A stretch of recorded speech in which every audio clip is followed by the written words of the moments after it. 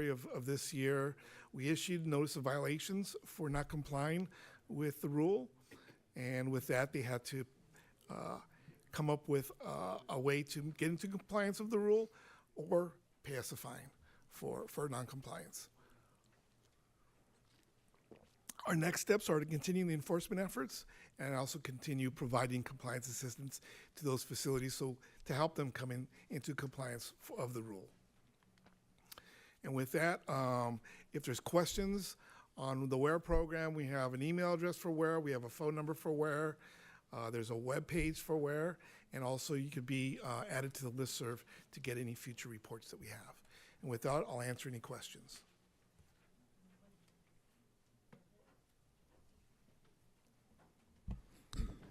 Yeah, just thank you, Madam Chair. I have a couple of questions. I think first of all, appreciate the presentation. It's very, very informative. I think a question that I have just in broad strokes, recognizing the valley that we live in, the bowl that we live in, and you're right, I forgot to mention it, it is a bowl because everything comes right here. It settles really in Jurupa, Fontana, all that area. So you're right, I forgot to mention that. So, so we have a geographic challenge, yes, as much as any of our other challenges. Is there, in just understanding the fact that you know, we never make federal attainment standards, is there any scenario in which the basin, the entire basin, has the ability to actually start to meet federal attainment levels? Go to zero emission.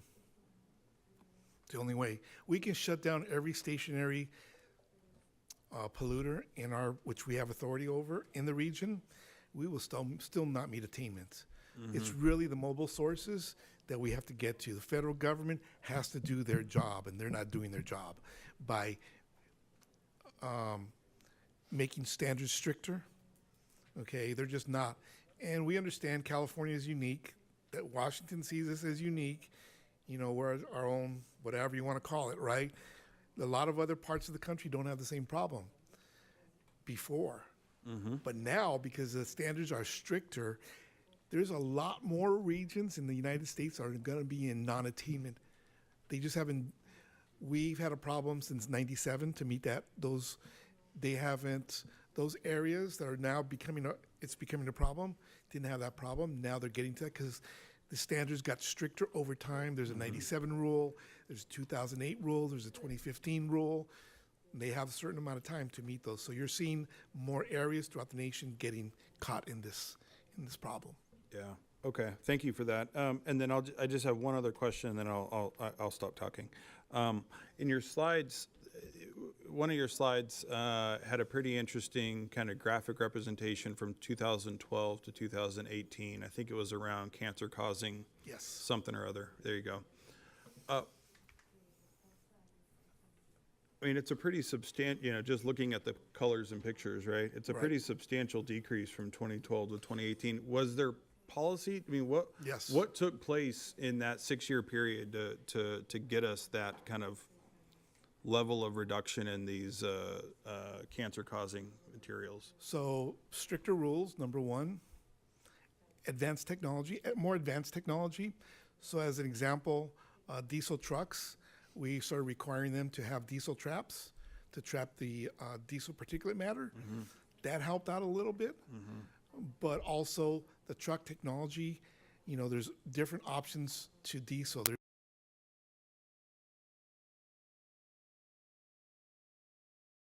diesel trucks. Mm-hmm. So all those things, more technology for the stationary, for the mobile sources, along with, you know, the rules that we implemented, that helped out significantly. Right on. Thank you very much. I have other questions, but I'll stop talking for now. I'm here as long as you need me. I have a couple of comments, questions. Sure. Ivan Garcia, thank you. I'm very impressed by, you know, the staff that we had SCE AQMD representative come out and present this to our city and our public speakers and some residents here, because I know we've heard a lot of comments about warehouses, pollutants, Really want to thank you guys for putting that together. I sincerely appreciate that. It's my first informative SEAQMD presentation.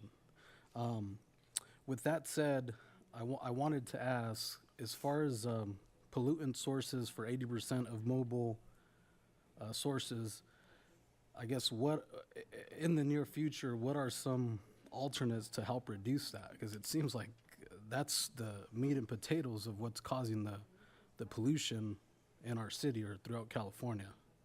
Short of regulatory authority, what we can do is just incentivize. ISR, the indirect source rules for warehouses, is one way. It's not going to address all the problems. It's going to address a portion of the problem, and not even a majority of the problem, a portion of the problem. Okay, that. Incentives, more dollars going to change out dirty engines, bring on more infrastructure for charging, whether it be hydrogen, whether it be EVs, electric vehicles. That kind of stuff will help out eventually. And I'm talking more on the not on the passenger vehicles, the light duties. I'm talking medium duty, heavy duty vehicles, because that's where the problem's at. Meaning the trucks and those kind of things are still polluting. And then another question that I have is regarding warehouses, like in our city or just in California in general, how many of these warehouses are aware of this Rule 2305? So I will say that either the owners or the operators of the warehouses know about it. Are they paying attention to it? I think there's a problem with that. I think they're hoping we don't go out and enforce the rule.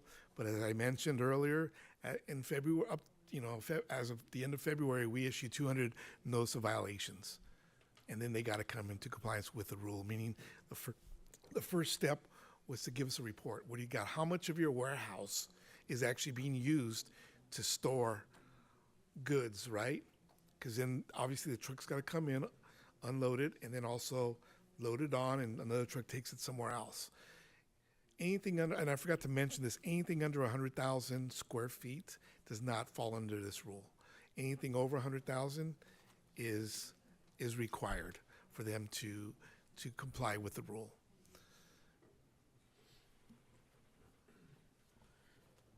And then just my last question, I guess, how receptive were like these warehouses when they heard about this Rule 2305, or what are some other items to help mitigate all the pollutants going out into the air? Sure. So I will say, were they enthused about it? No, they weren't enthused about it, but obviously they had to comply. Some other tools, I believe you asked. What else do we have that we can do to reduce pollution? There's a locomotive ISR that we're looking at right now. Okay, we're also looking at we don't want to call them ISRs. We want to call it we're trying not to use ISR because it scares people, right? We got sued, by the way, for the first ISR by the California Trucking Association, as well as I believe some developers, and I think the Teamsters sued us. We won in court, so we're good with that ISR, right? But moving forward, I think we're going to have those types of things. They're going to sue us and hold it up. But I think whatever we call it, whether it's an ISR, whether it's a memorandum of understanding, whatever that vehicle is, if we can come up with a solution that will help out, with our problems, whether it be, like I said, with the locomotives, whether it be with the ports, whatever you want to call it, that would be helpful in it. Ultimately, the federal government must step in and do something about their sources. And short of the federal government coming in and doing it, those are kind of patchwork things, but it's not going to solve the entire problem. The problem is the federal government needs to do their part. And hey, we can only do so much. Sorry, if you can point to where the San Bernardino County is on the screen, I just wanted to get a better idea where that is. What's the pointer? Where's the pointer? And for 2018, maybe, so we know Which one is the pointer? how well we're doing. Is it not on there? See where the upside down Y is? Where the roads are? Down here? Close to the This one? Okay. Yeah. For So he's 2018. got, Okay. he's got the So points. San Bernardino would be basically around this area here. You know, probably on the higher side, not on the lower side. That's probably Riverside. So where it's really dark, that's where the problem is. But if that's 2012. If you look at 2018, it's not as dark. It's still a problem, but it's gotten better. And even, I don't have the 2022, and I wish I had put it in there before, but it's even better than that. But there's still a problem. Still a problem. Thank you. And then just last question, does landscape, trees, plants help reduce pollutants in the air? No. All right, What thank it'll you. do, it'll give you shade. It will absorb some things, but that's not the answer. The true answer is getting diesel off the roads and going to zero emission. That's where it's at. You know, it's minuscule. We could plant 1 million trees, not going to make a big difference. Plant 10 million trees, not going to make a big difference. So, okay. Thank you so much. I just touching on the indirect source rule for a second. First of all, it's awesome. For the warehouses, right? For the warehouses, Yes. yes, sir. And we know AQMD, you know, the rule of the law is AQMD, so we get that. We're scary. People are scared of us, trust me. They are, yes. We're No, very I'm intimidating. well Although aware. I'm Right. not intimidating. I think it's just the organization is intimidating. NAOP is intimidated. My question is, with respect to, as it relates to city projects, so as projects are coming before being submitted to city staff and they're presented to us as a planning commission, how does the indirect source rule kind of fit into our consideration for approval of a project? In other words, are there standards or requirements that the indirect source rule promulgates that have to be incorporated into any potential city recommendation for approval of a project that might fall under the indirect source rule? So I'm not an attorney, and I'm sure if we had an attorney from the Air District here, they would be able to answer that question. But what I believe is we don't. But whatever you build has to meet the Rule 2305's requirements. Now, we have guidance and for citing warehouses, but it's only guidance. It is not mandatory. It's just we give those to cities. Here's some guidance, and that's about it. Okay, so maybe that's a question then better directed towards city staff and city attorney. How will those two things kind of intersect with each other, if that's an appropriate question? It's something that we'd have to research. Off the top of my head, there might be a way to tie, as a condition of approval, the entitlements for the warehouses that they have to comply with these rules from AQMD and make that a condition, and that failure to abide by the condition could be grounds to bring them back and revoke the entitlement. But I have to further research that to tell you that with some level of certainty. Yeah, Commissioner Daly, I was actually going to say that. In fact, I was going to ask Ms. Alatorre whether or not you would recommend that going forward, we start including conditions of approval tied to this particular rule for facilities, warehouses that are over 100,000 square feet. Have you seen other jurisdictions doing that from your experience? So as I mentioned, I'm not the technical person. I have not personally heard of it. There may be some cities that have done it, but I would have to ask technical staff for that.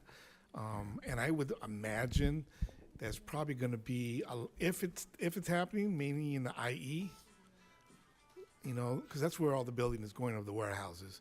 It's in the IE. There's a lot of jobs to be had, and we appreciate that. We want to be pro-business, but we also want to be pro-environment. And we really believe that both can work together and provide not only good-paying jobs, but also a clean environment for everybody to live in. That's what this rule does. You know, it gets to that point. But again, if the federal government needs to do their fair share. Understood. Thank you. And thank you for that, staff. And I know this isn't the appropriate time to have that conversation, but to the extent that we can have that conversation at some point, I think that could make some good sense. Absolutely. Commissioner Daly, I think in the case of the city of San Bernardino, since we seem to have one of the worst air qualities in the county, and even though we don't have as many warehouses as some other cities in the county do, I think it would be incumbent upon us to find a way where we can actually try to mitigate some of these impacts. And if it's, Albert is going to look into the legal authority for us to actually impose these kinds of conditions. And also, I mean, if AQMD is willing to enforce those conditions, that would be great. I didn't know they were monitoring warehouses, for example. Oh, yeah, we're going out and making inspections. I didn't know that. So it would be a good thing for us because we have the worst condition, even though we don't have the most number of warehouses in our community. So, yeah. There's a lot of communities out there, to your point, Gilbert, that are being affected, and they don't have the source in their communities. So it's a good point. Any other questions? Okay. A quick, short question. You said warehouses under 100,000 square feet are not affected. Is that the majority of the warehouses? No. I'm just asking. No. It's not. The I majority mean, there's a are lot, larger. but it's not the majority.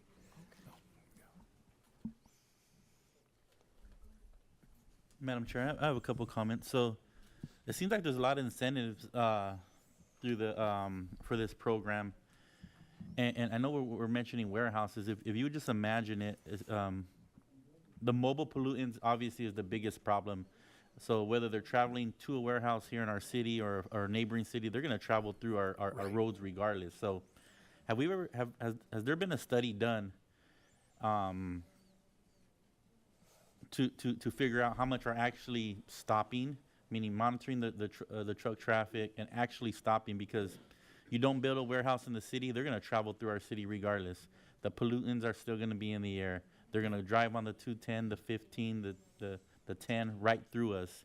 What are we doing to monitor how many are actually stopping in our city if we're going to put some limitations and things like that on them versus just traveling through? And then what does the state do to try to push the envelope with the feds? I mean, it doesn't seem like it's going to stop. We got, I don't see diesel stopping. I don't see the train stopping. I don't see the boat stopping. The small stuff, we can lower the emissions, but in the big scheme of things, I'm not sure what we're doing as a whole. If just limiting a warehouse here and there is gonna, how much impact are we really gonna make stopping building something like that here? So with regards to identifying how many trucks are on the road, we don't do that. We do have monitors to monitor air pollution along some freeways. I know there's one for sure, maybe two here in the IE, but we don't count how many trucks are on the roads. That's not our jurisdiction. Your other question was, what was your other question? I'm sorry.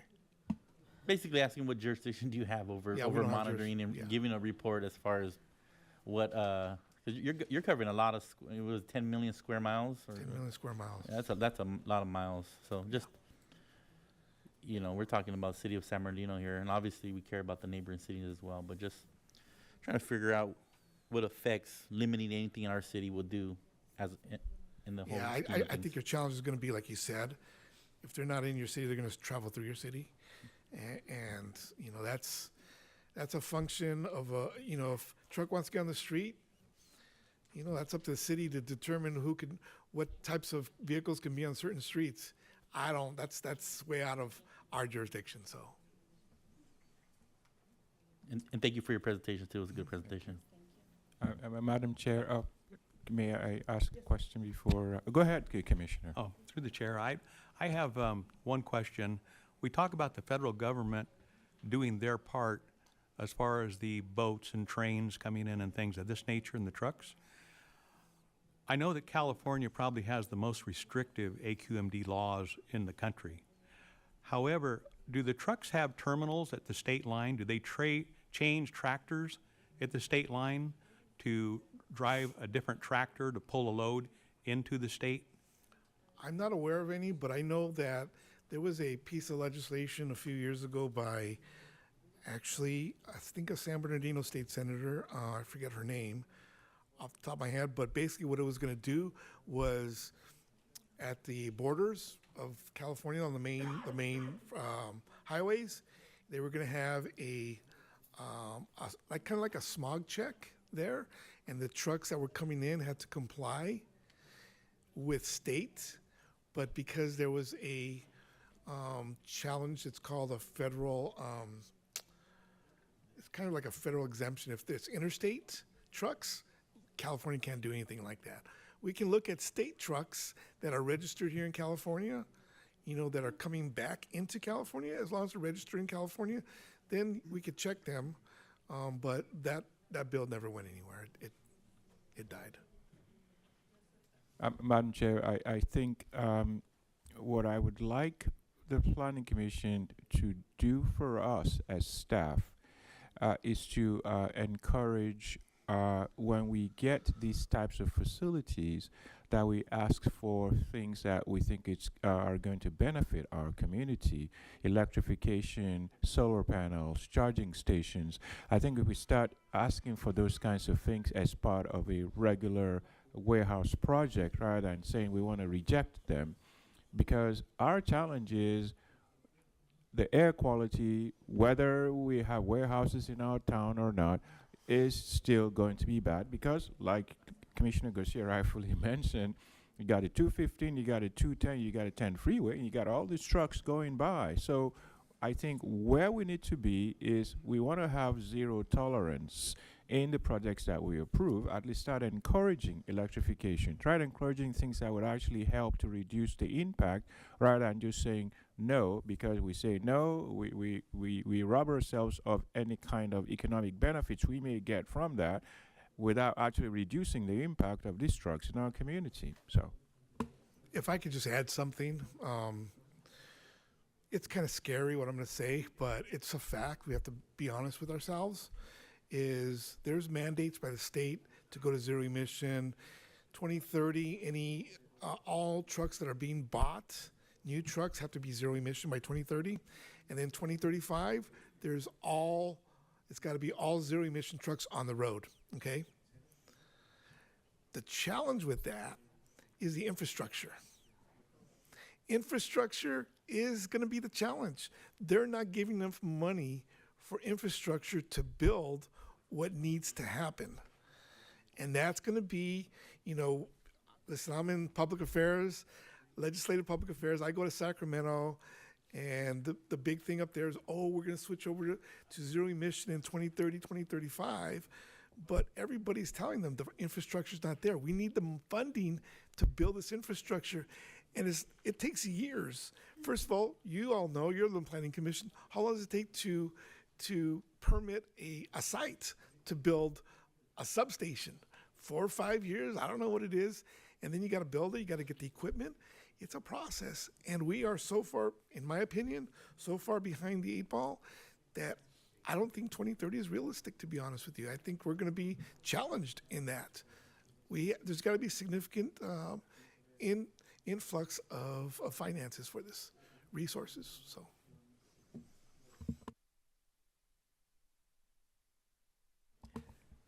Any Anybody other else? questions? I would like to go forward with the suggestion you had. Do we have to make a motion on it? No, Madam Chair, this is just a receive and file. But once these projects come before you, I want you to have that in your mind when we bring future projects, or we make it part of our regular policy when we review these kinds of projects, because we want to really take the initiative to clean the air that we have. Can I just, I'm sorry, Madam Chair, is there, I know this isn't an action item, so we can't make a motion for anything. I guess the question is, what level of authority does the commission have to direct staff to impose these kinds of requirements? And is there any additional action that needs to be taken at a subsequent meeting to formally give this direction to staff since we're acting on a non-public hearing item? So, to add additional conditions, the development code would have to be amended. Absent that, you're looking at voluntary compliance from developers on a case-by-case basis. You could say, we want these things. If they say no, and you don't have it in your code, then you can't enforce it upon them. But you can amend your development code to add it, and then you can force it upon them. So thank you very much. What level of authority does this commission have to initiate modifications to said development code? So the city council has to initiate that, and the first step would be for the commission to tell staff, this is what we want. We want you to go to the council and ask their permission to start that process. So then Gabriel would go to the council and say, at the last meeting, the commission would like, you heard a presentation from AQMD, they want to add a couple things to the development code. Would you approve, beginning that process? If they say yes, then staff can begin actually coming up with draft textual language to add to the development code. Then it would come to the planning commission. The planning commission would vote as a recommending body to the city council whether to approve or deny that language. Then it would go to the city council for adoption. And if they adopt it, then it's added to the code. And then thereafter, for every warehouse project, whatever the code language is going to say, then it can be added as a condition of approval, and it would be enforceable. Thank you. Is any additional direction required of staff at this point to carry this message forward to the council? Yeah, we would need a kind of a straw vote of the commission to see if there's a majority to ask staff to do that. Is that something we're in a position to do right now? I would wait until we get to commission comments and do it at that time. Thank you very much. Mm-hmm. Through the chair. Go ahead. Through the chair, I have a comment with regards to that issue. I'm a retired contractor, business owner, building owner here in San Bernardino. I can tell you right now, there is not a business owner out there that's not aware of AQMD and aware of the laws that are required for AQMD and aware of all the documentation that has to be presented to the AQMD. And there are a lot of companies that I know that have received fines for not complying to that. It is so difficult to get a permit through the city hall as it is now. To add another layer or another obstacle for our planners or inspectors to deal with, I think it's totally out of line. I think the AQMD represents themselves well, and I think every business owner out there is well aware of what their requirements are. So with respect to tying it to a building permit process, I think it's just another layer of problems and more time involved. Thank you. If I could just add to that, I agree with you to a certain extent. Absolutely. But there's also, whenever a business, let's say, comes into San Bernardino and they want to open up shop, right? They got to get a business permit. And cities should be using a permit checkoff list for the types of businesses that are opening up, and they got to check off, did I call the water district? Did I call Edison? Did I call AQMD to see if they need a permit? Which those are not very difficult to do. It's very simple. Just get and we issue, my unit issues those we call them the sign-off letters. Basically, they do require one, they got to get one, or they don't need one. We just sign off on the requirement. Some cities are really good at doing that. Others are not as strict about it. So not aware of where San Bernardino lies on that spectrum, but there is a permit checkoff list, and I kind of agree with you that it's very difficult to get a permit in any other city. Chair Armstead, I just want to clarify what I said earlier. What I'm going to recommend to the commission is that at when we get to the Planning Commission comments, that at that time, I would recommend that if the commission wants to talk about it further and wants to direct staff to go to the council and ask for that permission, that you first agendize it for a future meeting. And then at that time, then you can fully discuss it and flesh it out, and then decide whether or not you want to give staff that direction. Thank you. We appreciate that. Any more from the commission? I have one public comment on this item. Ms. Owens? Or Mr. Owens? Thank you. Sorry.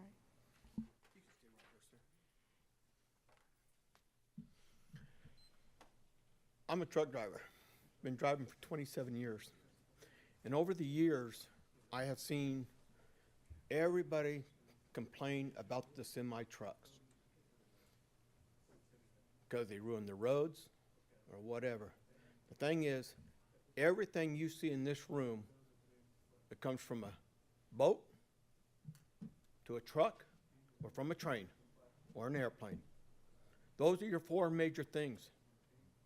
If all four of those shut down for whatever reason, the economy of the United States will be in trouble. The thing is, I've seen these trucks change and change and change. But what people don't understand is it's just like this past year for winter, how many cars back east broke down because they were electric? People did not do the proper thing. They didn't hang up that cord properly. So what happens? If it's hanging there, the weather gets into it, it cannot be used because it's frozen, it's got water in it, it's frozen, can't use it. Now, I've been kind of off and on over the years watching how they do these trucks automatically, driving by themselves with somebody in the truck in the passenger seat. The only problem is, you get a truck, you hire, say, a driver, but he doesn't sit behind the wheel, he's sitting over in the passenger seat while this truck's driving. The truck's going across North Dakota, Alaska, wherever, where there's heavy snow.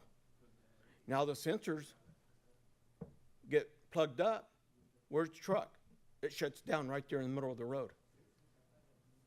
And what happens, you, as the person in the truck, calls the dispatch, hey, the truck stopped, I'm in the middle of the freeway. That dispatcher's going to tell you one thing, get out and go wipe the things off. Me, if it's blowing snow, I ain't going to get out there. I'm not paid to be a mechanic. They don't pay enough. Years ago, the Senate on TV was talking. After it was over, a senator, she got, in a way, caught with another senator, and he asked her, what do you think about these trucks driving automatics with no driver? She said some bad words, and I agreed with her. BS. But the thing is, like he was saying, by 2030, 2038, California wants all these trucks being automatic. Well, you get a truck that's going to run from, say, Arizona out here, and all of a sudden, there's no place for him to charge his truck. What's going to happen? Thank you, sir. There's no place for trucks to be. And here in California, they're the strictest ones. Yes, the emissions are bad on some trucks, but with me driving up from Northern California clear down here, I have seen cars that should be off the road. Thank you, sir. because Your of that. 3 And minutes you- are up, sir. Thank you. We appreciate your comment, but the 3 minutes are up. Thank you. Okay.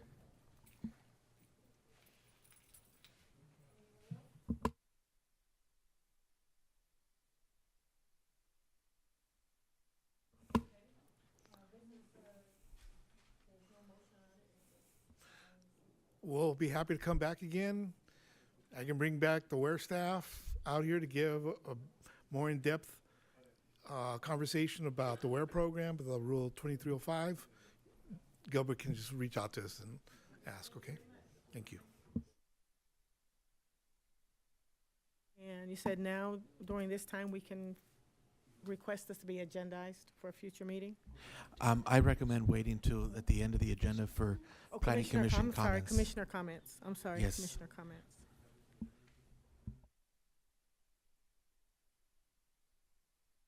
That's at the end of the agenda, Chairwoman. Yes.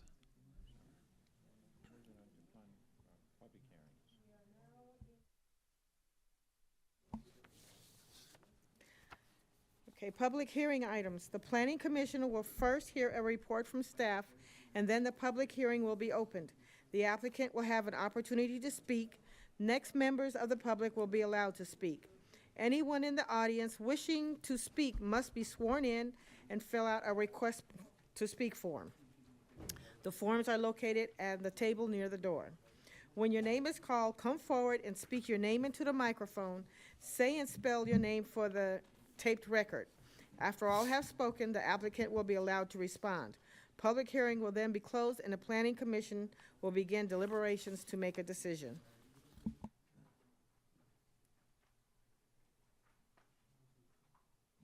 All decisions except general plan amendments and municipal code amendments are final actions unless an appeal is filed and fees paid within 15 days to the Community and Economic Development Department.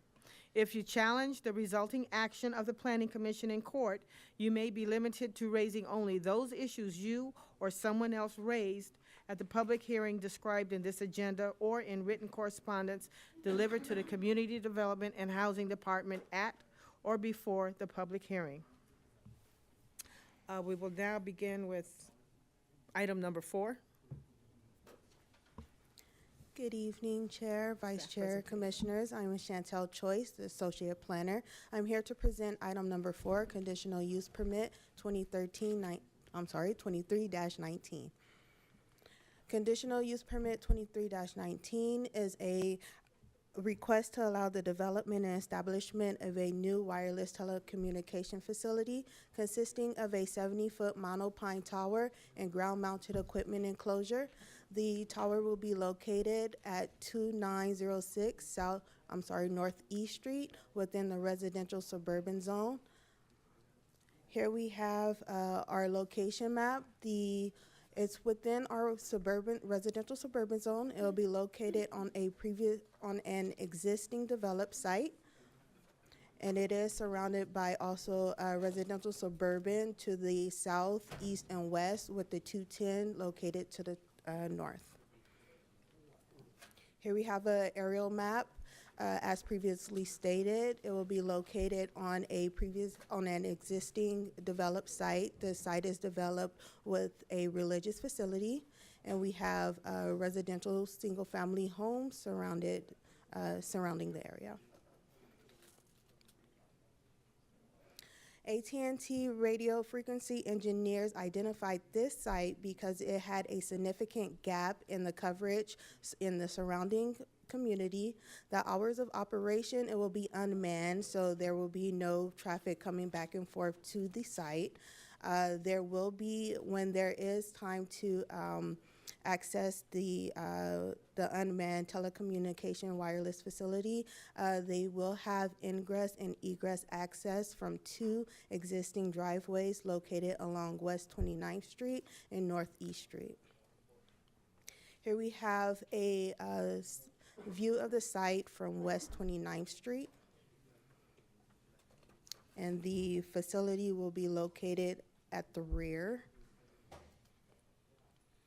Here we have a view from Northeast Street. The telecommunication facility will be located at the rear of the property. Here we have the existing church. We have the parking lot area, and the wireless facility will be right behind the religious facility. It will be a monopine, which will blend in with the surrounding natural elements. There will be other trees surrounding that will be the same height as the monopine, so it will really blend in with the surrounding area. Here we have other elevations. We have our, the ground-mounted equipment will be located within a 8-foot high CMU enclosure, which will be, the color and the material will match the existing building, so it will blend in. Staff recommends that the Planning Commission adopts Resolution Number 2024-017, finding the project categorically exempt pursuant to Section 15303, new constructions or conversions of small structures in accordance with the California Environmental Quality Act, approving conditional use permit 23-19 based on the findings of fact, CEQA determination, and subject to the recommended conditions of approval. And that concludes staff presentation. The applicant is here if you have any additional questions. We will now open up for public hearing, and I do have one speaker. John Silverman. Chairperson. Hold on. I would first ask if the applicant has any comments before going to public comments. Oh, the applicant came up? Okay. Okay.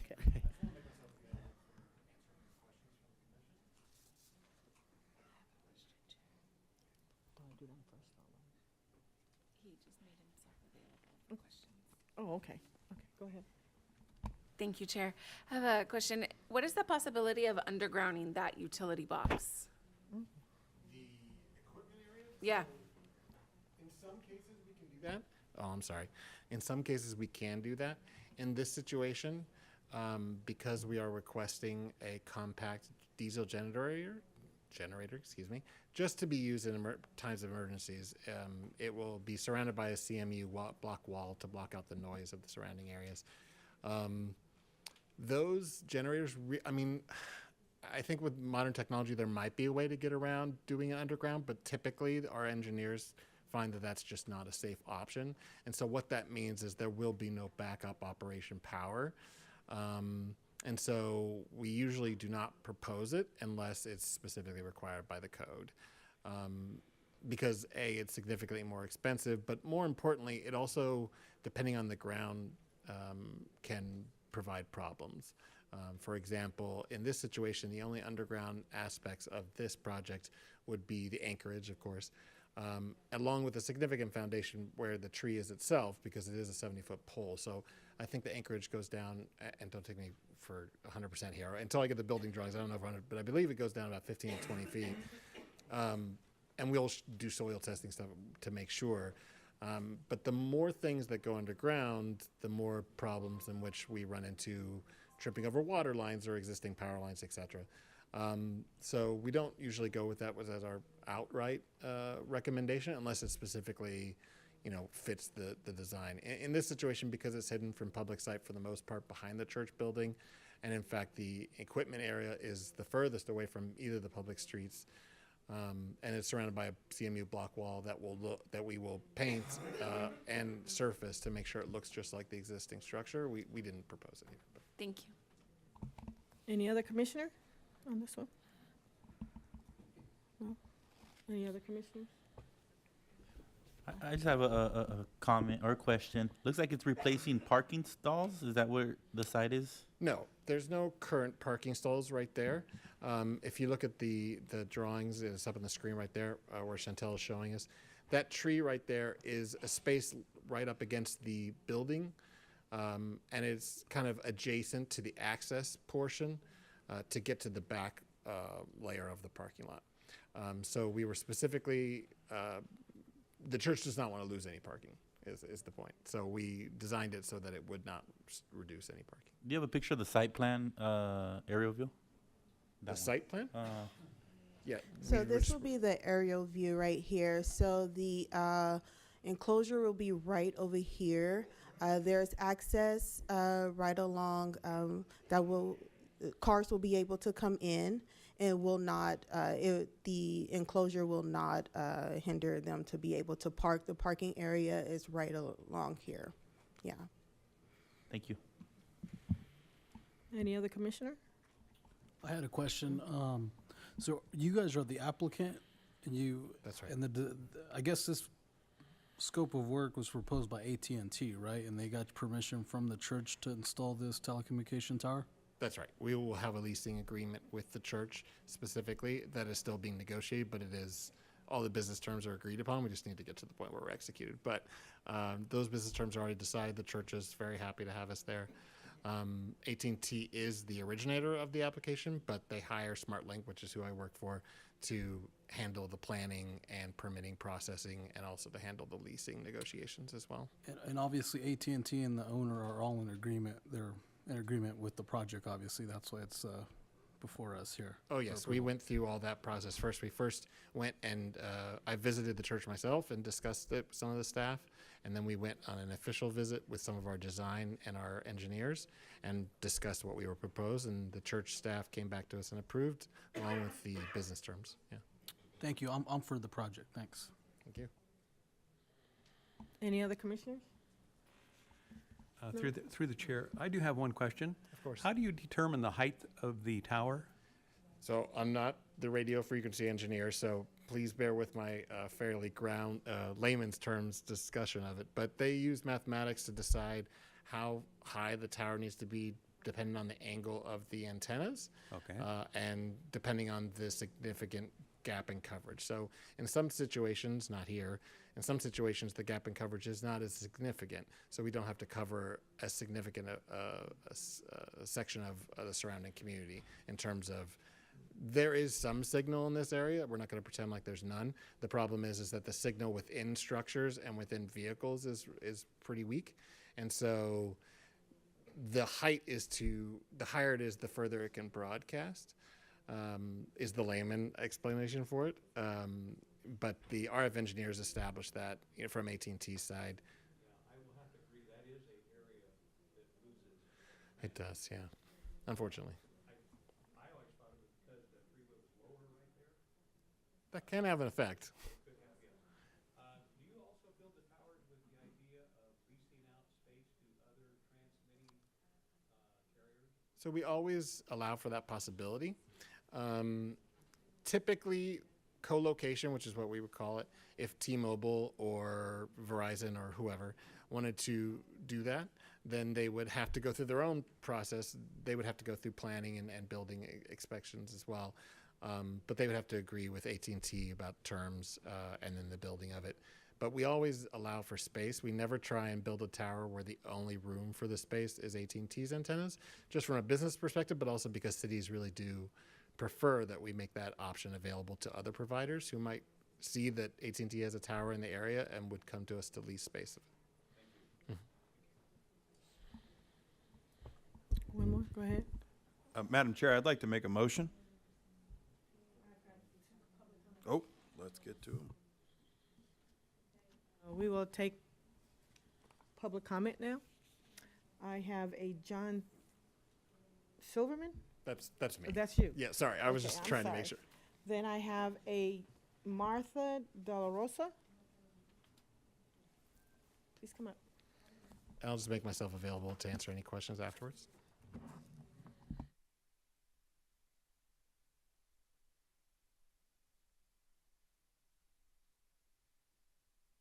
Yo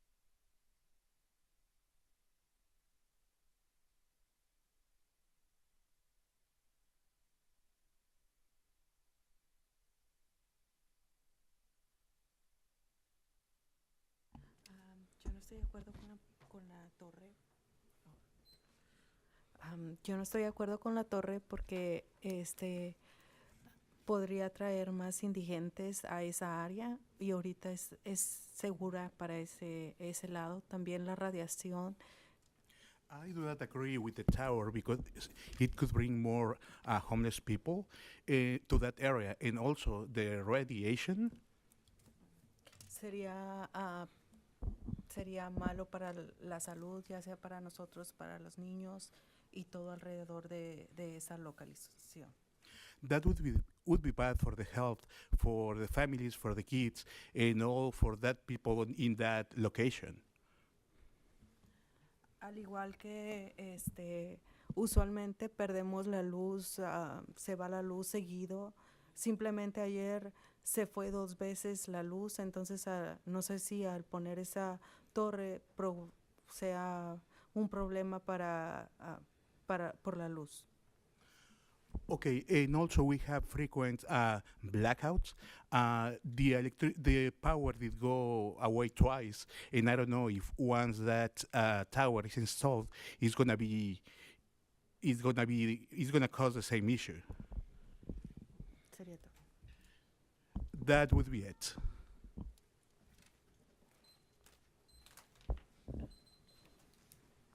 Would you like to respond, sir? Hi, so I'll just address the 3 complaints. I'm not really sure how to respond to the more homeless. I don't know the enclosure area, which could potentially provide shelter for a transient individual, will have a security lid, which is, I believe, chain link, and if not, it could be wrought iron. I can't remember. No, it's wrought iron. Excuse me. And so no one would be able to climb over the CMU wall to reside within.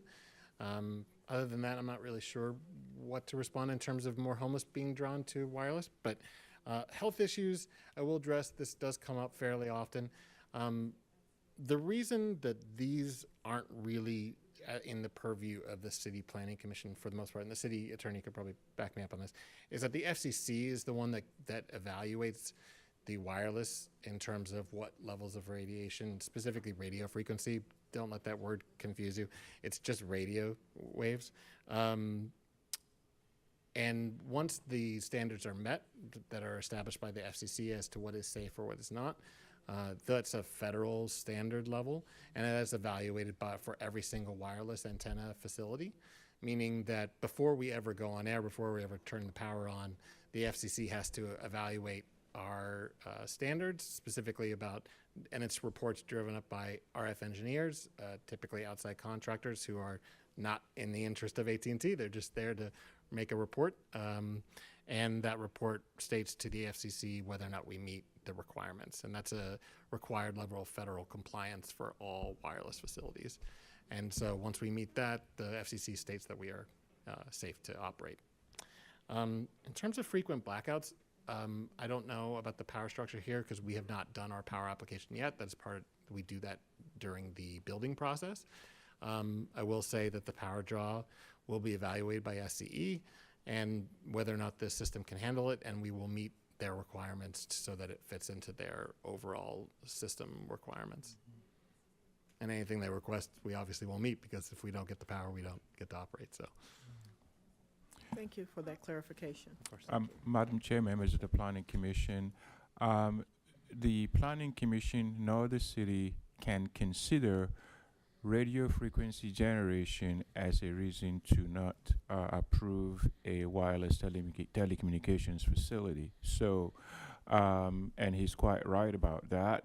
There are rules and regulations from the FCC that basically excludes radio frequency consideration when dealing with this. We can regulate other things regarding the facility itself, but we can't use radio frequency and the health impacts as a reason to not allow it. Thank you. Thank you, sir. Wait. We are now, I'm sorry. Let's see, do we have any more public comments? No? Now, Thank you. I'll call for motion. Madam Chair, I'll make a motion. I'd like to make a motion to the Planning Commission to adopt Resolution 2024-017, approving conditional use permit 23-19. Item 4. Second. Okay, now we will call for a vote. Chair Armstead, Yes? Vice Chair Quill, Yes. Commissioner Daly, Yes. Commissioner Lopez, Yes. Commissioner Ivan Garcia, Yes. Commissioner Sherrick, Yes. Commissioner Orlando Garcia. Yes. Vote passes unanimously. Okay, now we will go to item 5. Item 5. Need a staff presentation on item 5.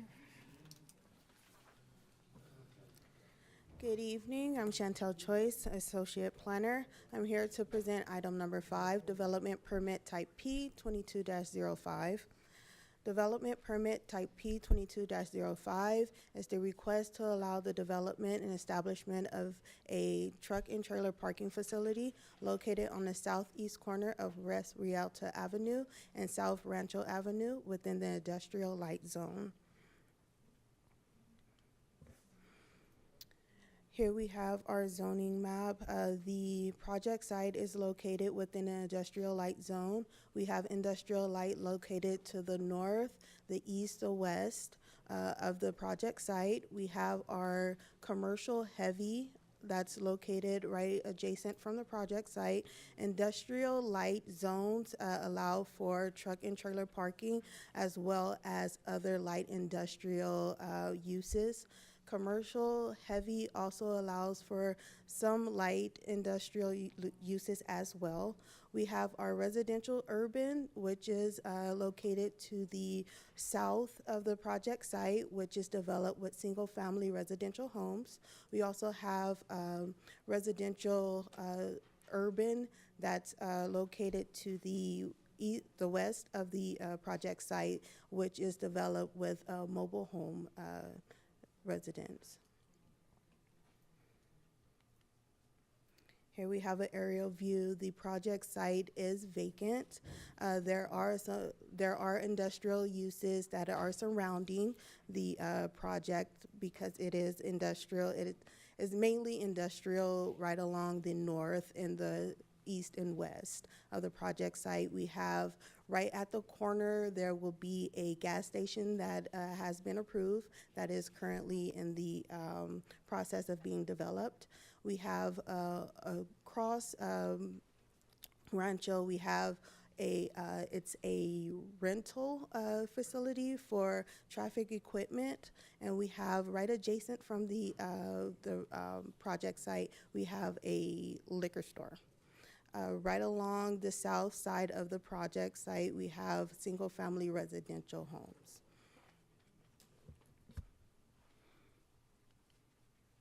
So the development and establishment of a new truck and trailer parking facility and a security office consisting of a 260 square feet security office on a project site containing a total of 2.90 acres. The hours of operation will be 7 a.m. to 7 p.m., 7 days a week. There will be 3 to 5 security guards that will be hired for this site. There will be ingress and egress access from one 48-foot wide driveway located along West Rialto Avenue. There will be 53 parking stalls for the trucks, 1 standard parking stall, and 1 accessible parking stall. Here we have, this is what it looks like from West Rialto Avenue. You see the site is vacant. Here we have a view from South Rancho Avenue. You'll see the homes that are located to the south. The site does sit above the homes, and there is an existing block wall, 6-foot high block wall that will remain.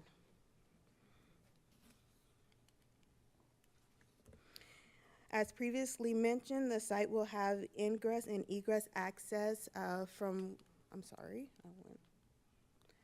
we'll have ingress and egress access from West Rialto Avenue. There will be standard and accessible parking stalls right along the front. Here we have, that's where the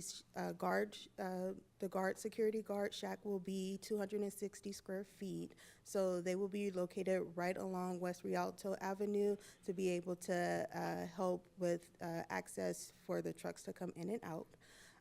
The project, the parking lot stalls for the trucks are set back from the property lines.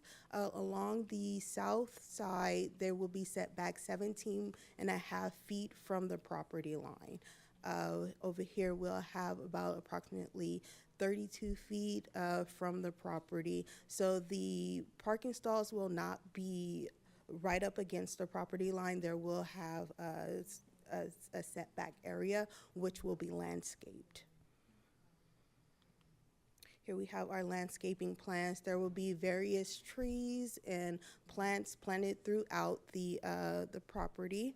We'll have trees. It was required normally for a industrial project. We require a 10-foot wide landscape buffer. Here, they will be providing a 17.5-foot wide landscape buffer just to provide that additional buffer along the south side to help lower impact along this single-family residential homes that are abutting them. There will be a gap in between the trees and the existing block wall so that when foliage from the trees fall, it will not fall on the abutting properties. We did require a type A screening, which is tall trees. So the trees that are along the south side are supposed to be approximately 20 to 40 feet high to provide that additional screening. There will be trees that's planted throughout the site that will also be approximately 20 to 40 feet high as well. There was, in addition to the landscape shielding, we did require that the lighting on the properties shall be shielded and from the abutting properties, so no light will shine onto the single-family homes. We also asked for there will be a 6-foot-high block wall along here that is a part of that type A screening. They are providing a 6-foot-high wrought iron wall, wrought iron fencing along Rancho. Along here, we will have a 6-foot-high block wall and 6-foot wrought iron along West Rialto Avenue. There was also environmental studies done for this project that came back. It took into consideration noise, traffic, and air pollution, which came back as low impact.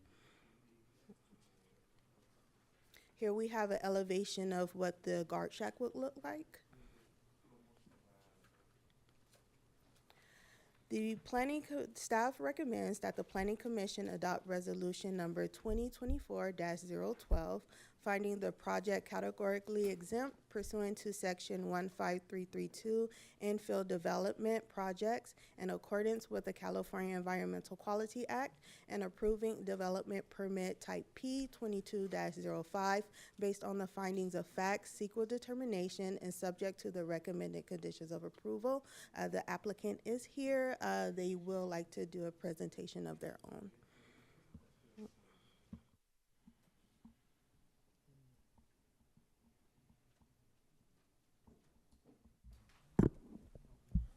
Chairperson, would you like to open the public hearing? Oh, thank you. I will now open this up to public hearing, and the applicant is give us a presentation.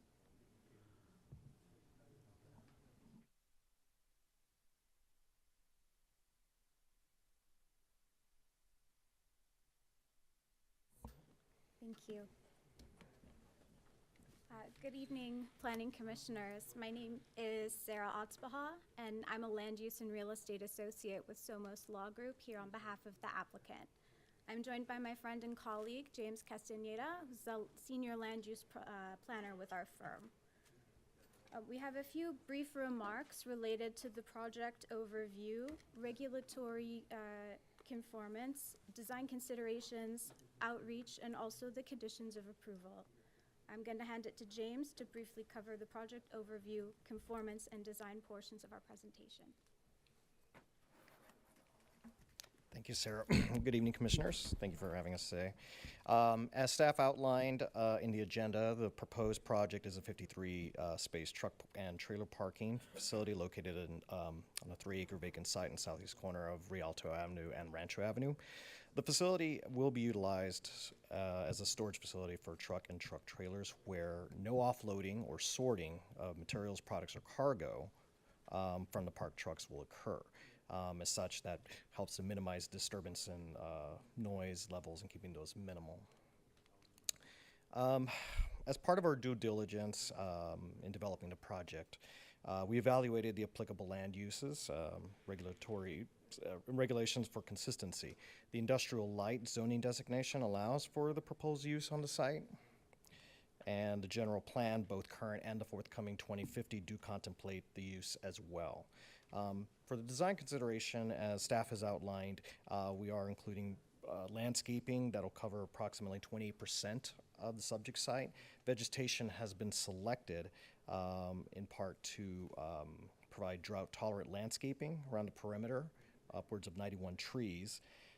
Along the southern and eastern perimeter, it's a mix of Afghan pines and desert willows that were selected for their visual screening capabilities. Again, as staff has outlined, those will anticipate reaching anywhere from 20 to 40 feet height with that. And so, yeah, that's, again, added to for the landscaping buffer as best as possible. Again, as staff also has indicated, we do have a guard shack up in front. In addition to that, there'll be 24-hour surveillance. And per conditions 4 and 28G and H. Excuse me. Over here. Could you speak up a little bit louder? You're speaking to yourself, I think. Oh, no, and not to us. I'm sorry. So again, with the design considerations, the site will have 24-hour surveillance in addition to the guard shack. With the conditions that are included in the resolution, which is condition 4, 28G and H, that discuss lighting regulations, not to exceed 1 foot candle of illumination, but also complying with the shielding requirement, the minimized light pollution outside the subject site. So I'll hand it back to Sarah to cover the outreach and close us out.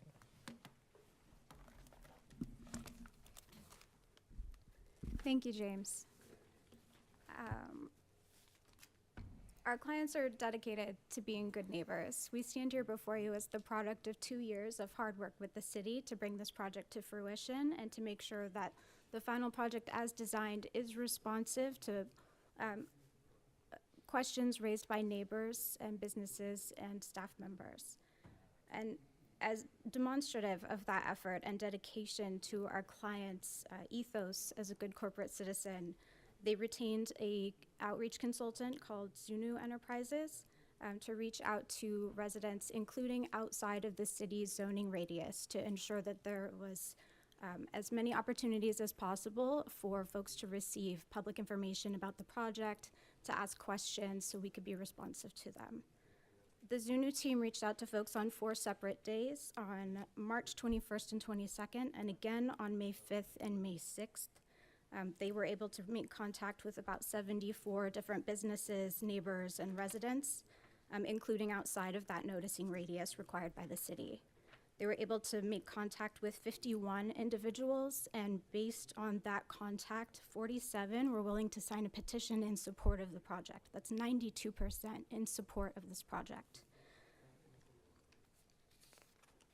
And before we close, we would like to respectfully address the conditions of approval that were raised by staff. The first relating to the guard shack. As of the agenda circulated on Friday, those are new conditions that were not part of Friday's staff application packet. And as the applicant is evaluating their needs for the site, it is a small guard shack, and their needs for surveillance, it is 24 hours. They haven't solidified the research needed to justify how many guards would be on site and the hours they would be on site. The second condition of approval was also not included in Friday's packet. That relates to the hours of operation. As drafted, it's restricted from 7 a.m. to 7 p.m.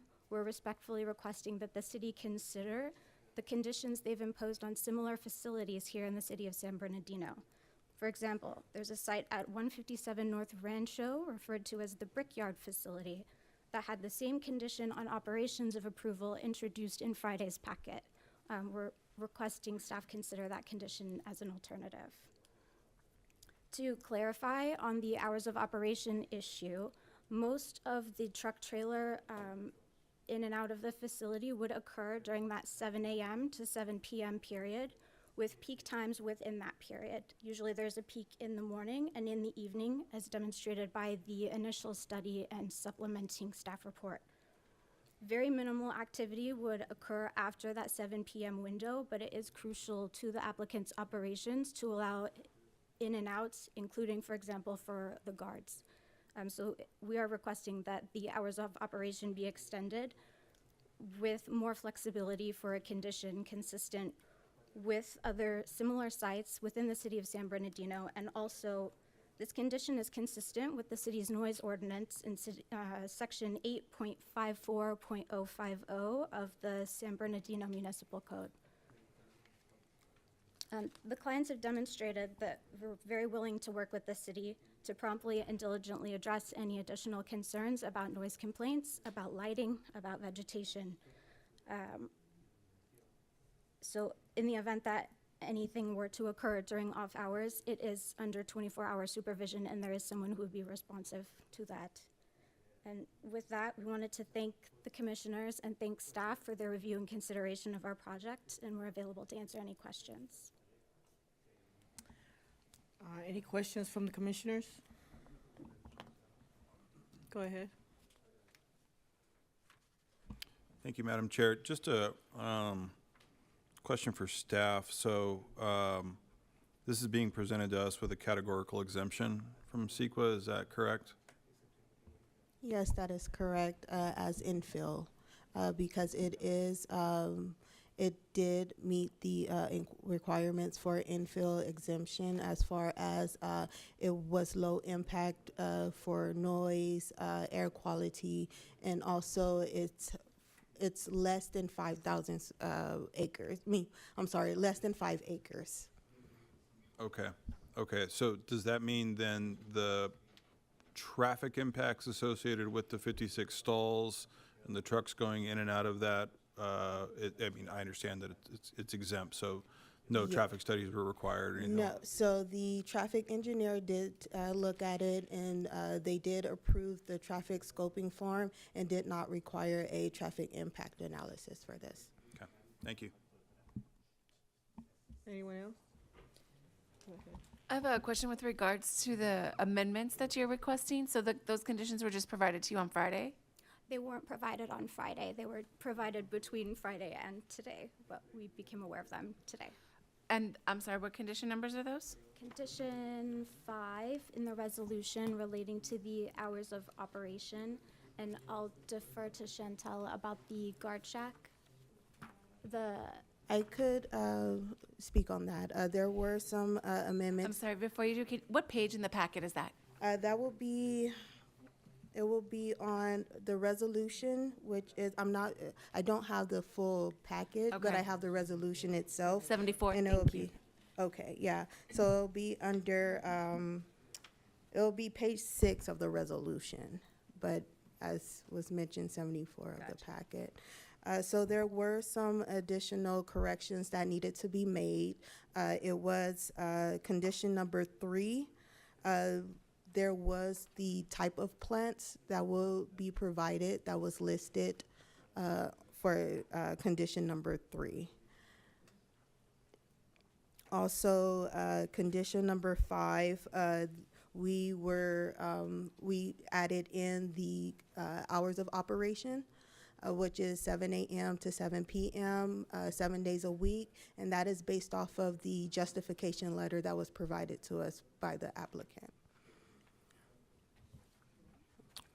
Madam Chair, Commissioner Sherrick, if I just may make a comment on that.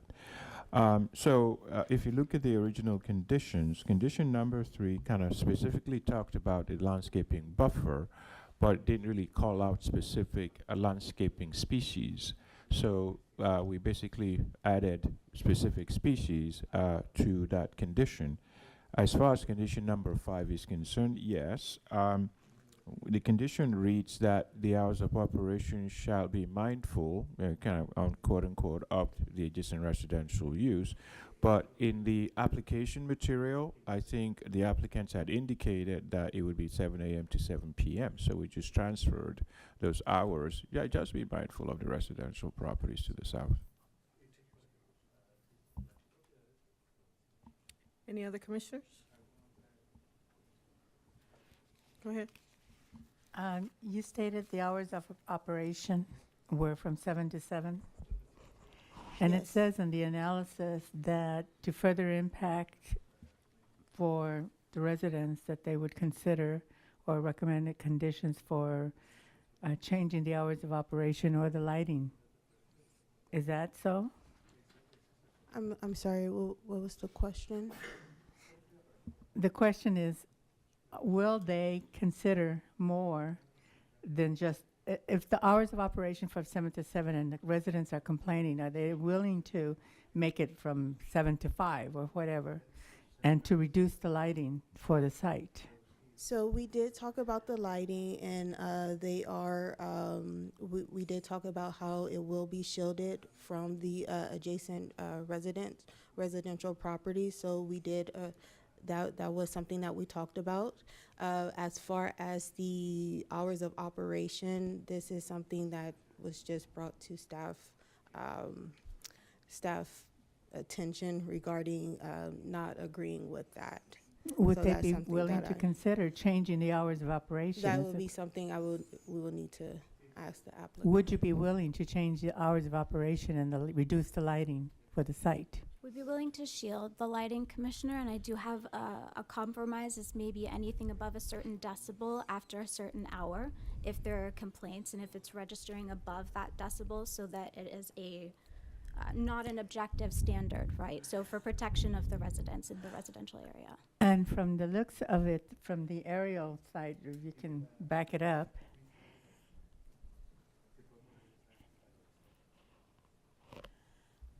Not that one, but. No. It's surrounded by businesses in 3 parts.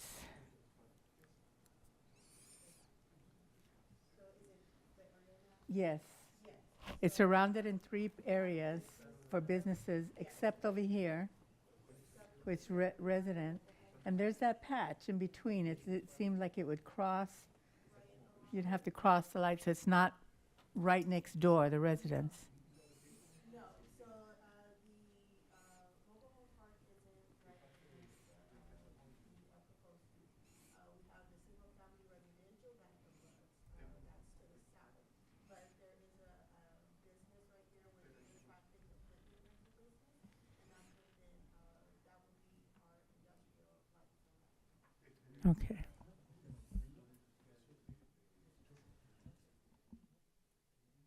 Anyone else on commissioners? Any other commissioners? No other commissioners? So in regards to, condition approval number 5, from what I understand from the applicant or the applicant's representative, it looks like you want to extend the late hour. That's what I understood. Yes, please. So it's consistent with the industry standard and also with this other facility I mentioned, the Brickyard facility. It is a 24-hour facility, but the peak times are limited from 7 to 7. So what we could do if there are concerns later on down the road as part of this condition under the original language proposed is implement a decibel level, limit the types of loading and unloading. For example, James mentioned is not going to be occurring on the site anyway, and those are the things that are in the San Bernardino City's noise ordinance that are the triggers for further regulation. So we could address those pieces as they come, and we're more than willing to address them. Can staff verify the Brickyard hours of operation or Brickyard site? Can forward it to her. I'm not sure what the brickyard hours are. I wasn't the planner associated with that, and the planner isn't here, so unfortunately, I won't be able to answer that question. I'd be happy to forward the staff report. I believe it was from November of 2023, Chantel. I'll send it as soon as we wrap. Thank you. Through the chair, I'm sorry, Casey. Following up on that, your letter, your justification letter asked for 7 to 7. I believe you, Commissioner. I believe that application was filed over 2 years ago, so our project has evolved a bit since then. Okay, thank you. Go ahead. Yeah, that was the nature of my question. So what's changed from April of 22 to June of 24 to necessitate a change in operation hours? I'm glad you asked. So the project has evolved actually quite a bit because of the duration of engagement we've had. We've been soliciting feedback from the city, including staff, members of the community, to try to make sure that we're good neighbors and making sure that the site operations are functional. Also, at the time of application, we hadn't completed the market studies yet. So just to be clear, because I'm not very smart. So what I'm looking in front of us says hours of operation 7 a.m. to 7 p.m. 7 days a week. Am I hearing from you that you would like that to be modified? Yes, please. To what? 24-hour facility, please, which is consistent with other facilities here in San Bernardino. Okay, thank you for your answer. Commissioners? None. I will now open it up for public comment. I do need a translator. The first one is Teresa Balasar.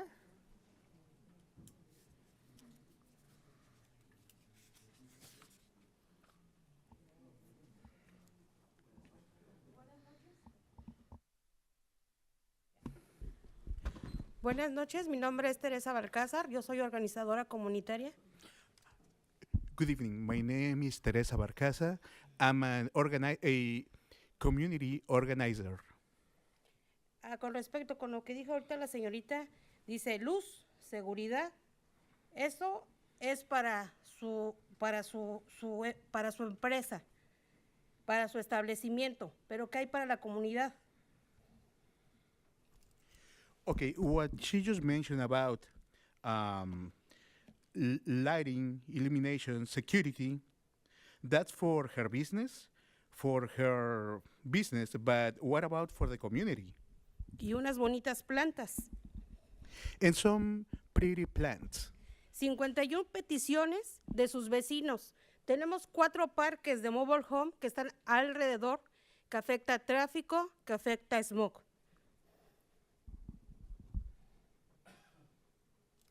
Okay, in 51 petitions from his neighbors, we have 4 mobile home parks which affect traffic and affect pollution. ¿Qué vecinos dicen que son buenos vecinos? Porque en ningún inquilino de los mobile home se han parado para saber qué necesidades tienen o cómo les van a afectar en sus viviendas. Okay, they mention good neighbors, but they haven't stopped by to speak to these neighbors from the mobile homes to ask them how all this is going to affect their neighborhood. Su horario, dicen, son de 7 a 7. Los niños entran a la escuela, el tráfico está tremendo. Yo no sé en qué película vio eso, ella que dice que no hay tráfico y que no va a afectar. Okay, kids go to school at 7 a.m. and they operate 7 to 7.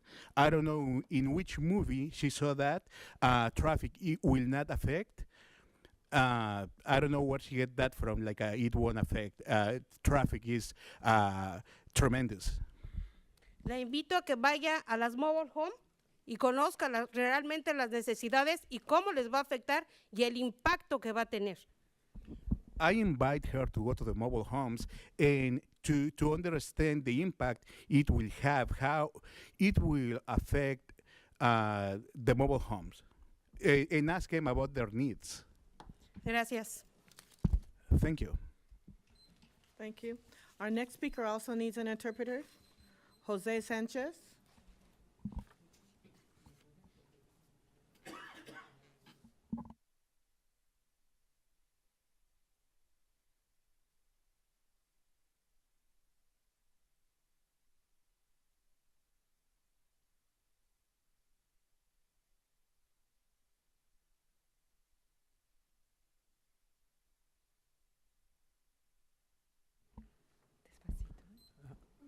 Good evening. Mi nombre es José Sánchez. Good evening. My name is José Sánchez. Es la tercera vez que vengo por el mismo motivo. This is the third time I'm here for the same reason. Yeah. Disculpen, con todo respeto, no sé si ustedes han manejado o pasado por el área que se menciona. Excuse me, with due respect, I do not know if you have driven along this area that has been mentioned today. Y miren, con todo respeto, no pretendo burlarme.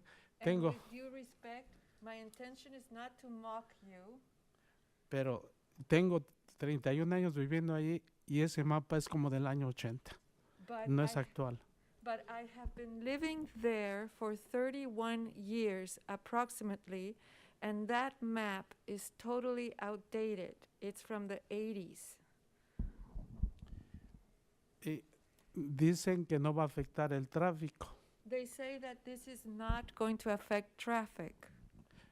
Pero por lo menos hay 4 estacionamientos de semi trucks. But there are at least 4 parking sites for semis. Sin incluir todo lo que viene del Santa Fe, de que descarga el Santa Fe. Not including everything that comes in, or the vehicles, the loading and cargo vehicles from Santa Fe. Y pues yo paso todos los días por allí y va a ser peligroso el horario que tienen porque es un lugar residencial.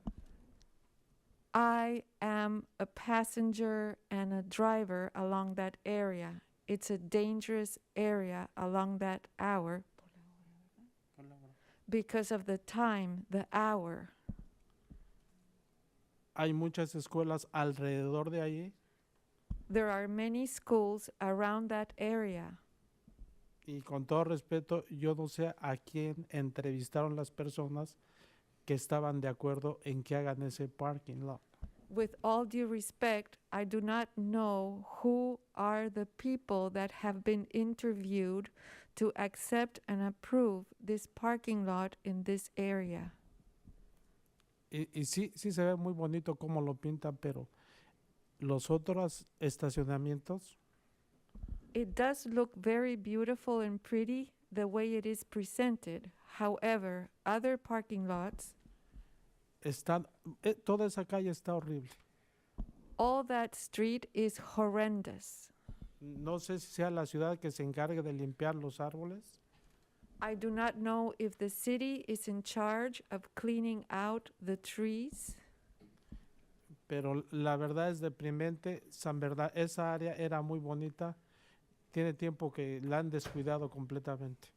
It's very depressing to say that that area was extremely beautiful and now it has been totally devastated.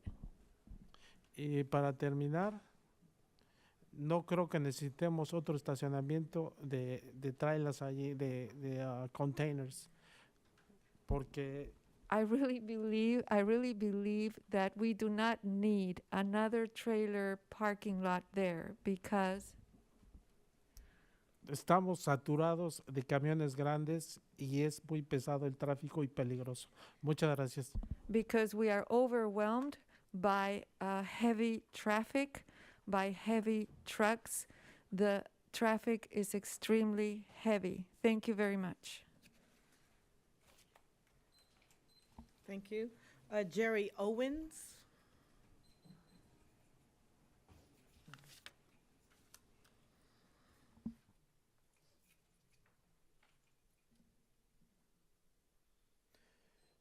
I live up on the hill because Rialto and Rancho at that intersection, as you're going west on Rialto, it goes up a hill. The mobile home park on both sides are up on a hill. This picture is a perfect picture. My question is, there's a trucking company off to the right of this picture. Is that the same company that wants to take that yard?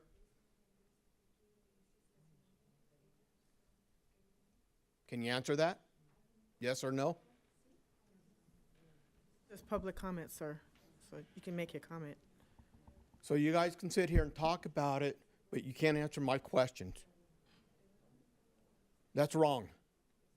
I should be able to get an answer for Sir, that. we will ask the developer to respond, but right now, we're just listening to public comments. Okay? Thank you. That's number one question. Okay. And if it is, what kind of foundation are they going to put down? Because what I heard, they want to leave it as dirt. And that's wrong. Cannot be dirt. It needs to be cement for the trailers to be parked on if they're going to unhook them. And a pavement would be fine. But if you put all pavement in there, and you have a bunch of loaded trailers in there, the trailer's going to break the asphalt because it's hot. They sink. So plenty of places that I've been to over the years, pavement, and then a strip maybe wide as this for the trailers to sit on. And that way it's safe, or make them put all cement in. That's all I got to say. And I'd like to have answers from whoever before I leave. Thank you, sir. Next is Ricky Payne.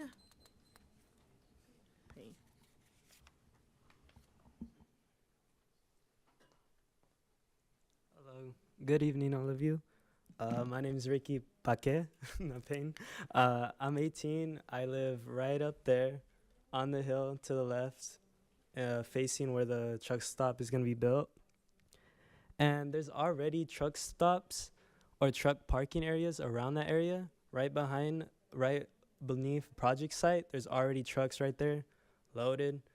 Above it to the left, there's already trucks loaded.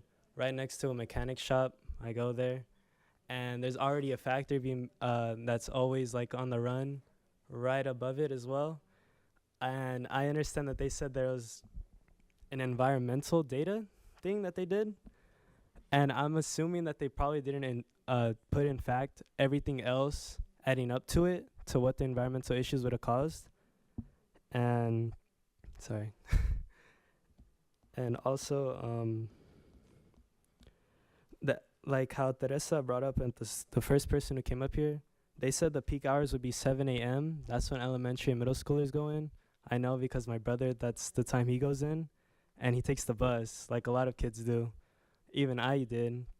And if that's when it's going to be the most active, that's just dangerous. That's what I think. And also, I've heard complaints about people who live closer to the street. They feel their houses shake from the 18-wheelers that drive by. And it's not, and that's crazy because it's not even built yet, and there's already a bunch of 18-wheelers driving around that area. And then I want to speak about the houses, even though I don't live near there. They say there's a 6-foot wall. That's not that much. I'm 5'10". I could probably look over that. And they want to plant trees. Trees on, I don't remember the exact number they said, 40 feet, I think. That takes like decades to grow. The light is not going to, they're not going to shield the light in any way unless they have like some crazy fertilizer. And I'm sorry. And I also heard the real estate agents just want to get paid. They don't care about the people. And I would want to know which people they interviewed, because from the people I've talked to, they don't want it there. They initially thought that the whole area was going to be just a part of the gas station, from what I heard from some people. And there's already a gas station that's going to be built. Imagine the environmental issues that's going to raise, the more air pollution that's going to happen with the gas station. That's already going to bring cars. And like from the person that was here earlier about the environmental issues, he brought up 80% of it being cars and trucks. We don't need more of that. I doubt anybody would want a truck stop by their house or feeling their house being shaken every time a truck drives by. And especially because the mobile homes are older, it's, sorry. Thank you. Okay. James Castaneda? No. Sandra Salazar?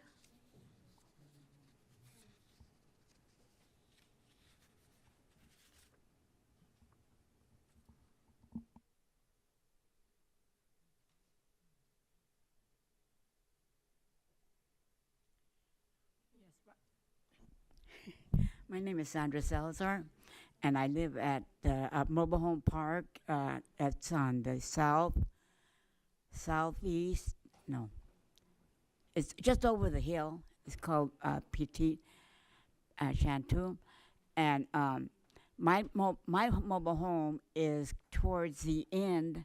Is the last mobile home, but towards the end, right where the project's supposed to be built. Now, there's going to be a lot of noise because of all the traffic. There's going to be smog, and it's just, and then there's children on both sides of the street. There's buses, and there's ambulances, police, and there's been accidents with the truck. And there's been all kinds of, with this project, it's going to make it a lot, it's going to make it worse for the people that live in this mobile home park, even the one across. And there's neighborhood schools for the children.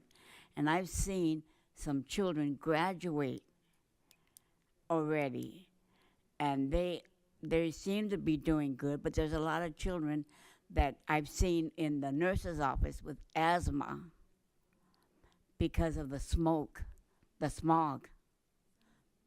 That's not good.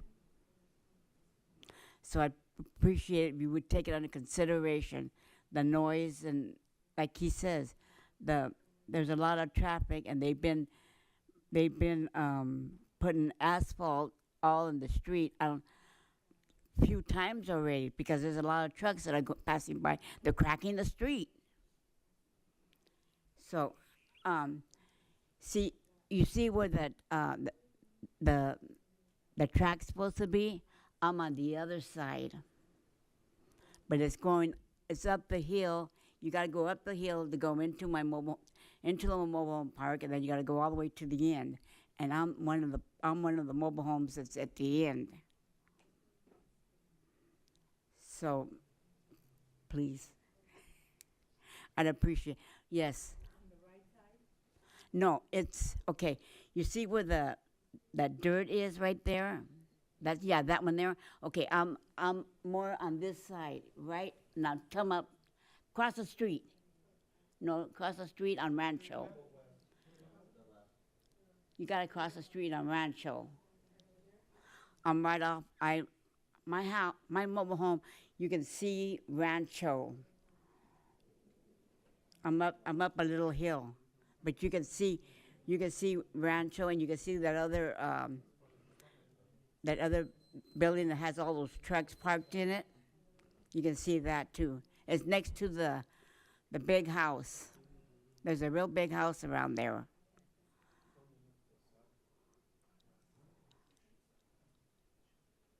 So there's going to be, and they tore up the sidewalk.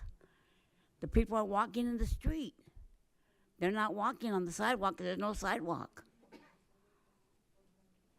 Okay, thank you, ma'am. Pardon? Thank you. Okay. I appreciate it. Thank you. Thank you. Christian Flores.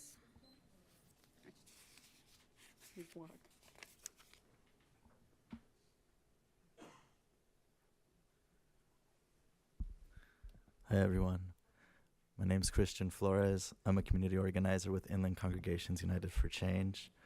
I've been working with the mobile home tenants around that neighborhood since the previous project for a freight truck parking spot was passed.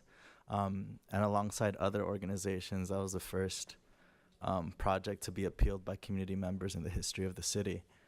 And since the time this has been brought up, we've been here 3 times because once it was taken off the agenda, but we weren't notified until we were already in the building or meeting had already commenced.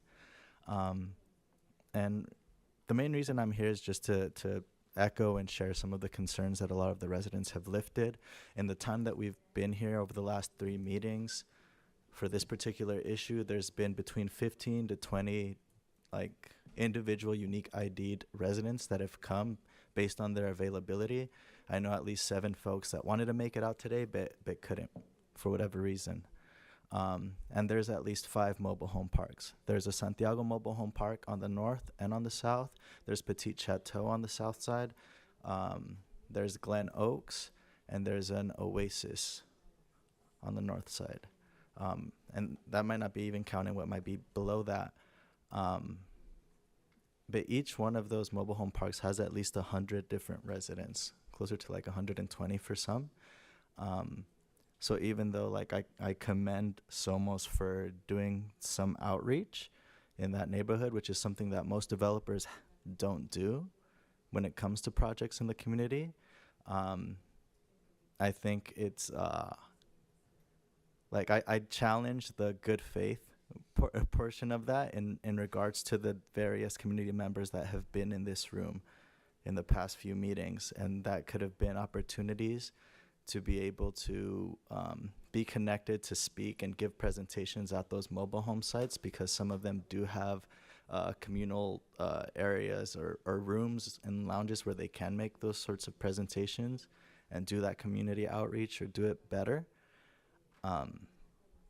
But I know the biggest issue is in regards to traffic and specifically those windows of time, because those streets by those mobile home parks are lined up with school buses when kids get picked up and get dropped off. And that area in particular is prone to a lot of accidents. So if those accidents end up exacerbating the traffic, then traffic studies won't be consistent. But I know all that ended up being exempt because of the presumably the zoning, right? It's light and heavy industrial zoning around that area. And it's not the fault of the residents that their mobile home parks are built adjacent to industrial zones. That's just victims of circumstance. Okay, thank you. Next is Sarah Atzbaha. Oh, okay. Tino Grabtree? Gubry.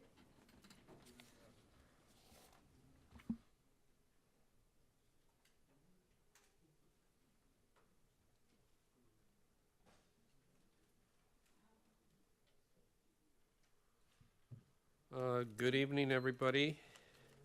My name is Tino Gabri, and I'm here tonight on behalf of Mountain View Spring Estates, which is one of the communities which is adjacent to the wall, directly impacted by this project. I stand here today with my manager, the property manager for the community. I'm the HOA president, and as of this flyer that came to us, this is the first time that I've heard about this project being presented. I'm in opposition of this project for many reasons, and no one has come to our facility and talked to us about this project. We have monthly HOA meetings, and nobody has approached us or presented anything. I've been the president for what, 5-6 years now? Approximately. And no one has presented this project to us. I'm concerned because of many reasons. The impact which you heard earlier is one, but the health reasons, the safety issues that have been raised, sure, there's noise that can be affected. The change from 7 a.m. to 7 p.m. now to 24/7 is ridiculous. If anybody here, as an investor, owned a property next to something like this, would be very upset if this committee approves something like this.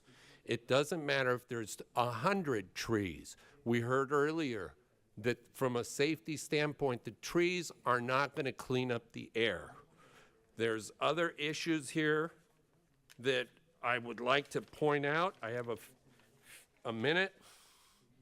The pollution, the noise, the drainage, the runoff, whether it's going to be on a dust type of pavement, gravel, is this the best usage for this type of a property is another thought. The beautification, and the impact that it would have in our community, in my opinion, it would lower property values, and more homeowners would want to abandon their homes in that area and sell and move out. I don't recommend approving this project tonight, and I hope that you take that into consideration. And that's all I have to say. Thank you. Okay, Leonela Lopez?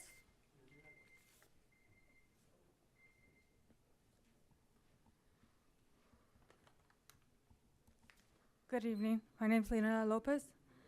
I stand here today to express my strong opposition to the proposed truck and trailer yard along my property. When I moved here from Riverside, I was in hope of finding peace and quiet and to move away from the consistent noise and hustle. The proposed yard threatens to shatter that tranquility. The land where the truck would be parked is more higher than my home. So my home is adjacent from that property. So that land is about 6 feet, give or take, higher than my home. Just to give everybody a little bit of clarity. Yes, they mentioned the mobile homes. The mobile homes, the business on that corner, the mobile homes are above that business from the corner. So they're not really directly affected by that business that's on that corner from the single family homes. I also want to address that, we are all humans, right? Accidents happen. What's going to happen when, for whatever reason, one day one of those big rig drivers backs up and runs through that wall, hurts somebody, kills somebody? Who's gonna compensate us for that? You can't replace life. Our kids won't be able to safely go to the backyard and play. Because why? Because we'll have that thought in our head of what if a big rig runs across the brick wall? Brick wall can't hold a big rig. I mean, we've all seen many of accidents in the road. And speaking from someone that works in a warehousing environment, yes, they say there's gonna be no loading or offloading during those hours. But if they have reefer units, if you stand next to one of those refrigerated units, you can't even hear yourself speaking to the person next to you. You're having to shout next to that person. The lighting is, it doesn't matter, the wall, you can build a 10-foot wall. Like I said, that land is above our homes, and we're gonna see that light. And realistically, running a business, even 7 to 7, 7 days a week, after working a long week, we go, we work, try to pay our bills, try to pay our mortgage. We want a day to rest in our homes that we pay for. And now to hear that it's 24 hours that they're proposing, when are we gonna be able to rest?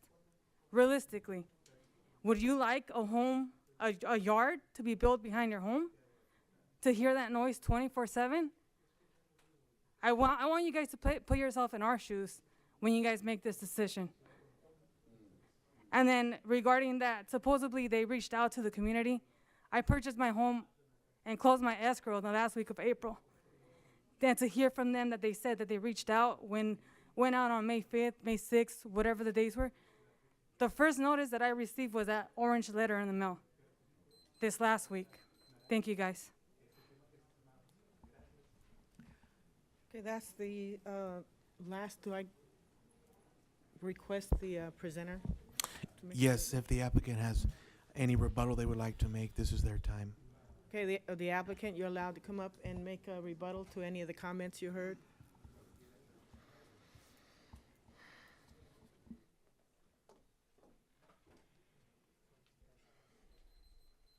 We wanted to thank everyone for their comments. Can everyone hear me okay? Thank you, everyone, for your comments. I do appreciate them. To clarify the outreach on the specific dates listed, we went outside the scope of the radius required from the city, but it was not required as an effort to reach out. There were folks who were not available. They were circled back up with on that May 5th and 6th date. With regard to the adjacent property, we had a question about that. This is an unrelated project. I think there's been maybe some conflation about our project and a neighboring project that is not related.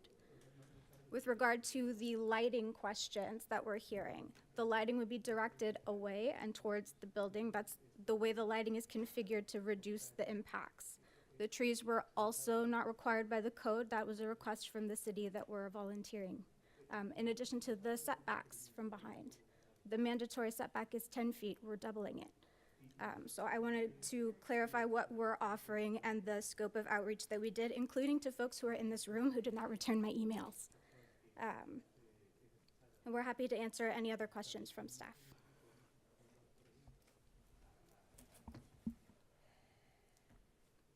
Right. Any more questions? Any more questions from the commission? Through the chair, you just mentioned what do you say about the setback? The 10-foot? Oh, sorry, go ahead. Oh, go ahead. The requirement for the rear setback is 10 feet. I'm working together with city staff. We decided to do 17 and a half feet instead of 10 to increase the buffer, making a 6-foot wall to reduce as much as possible and minimize the impacts visually and aesthetically. Any other commissioner? Madam Chair, just a question before, it's me, just a question before, if the applicant can address the paving, surface paving issue on the site. It's proposed as asphalt, so it would be paved, not dirt.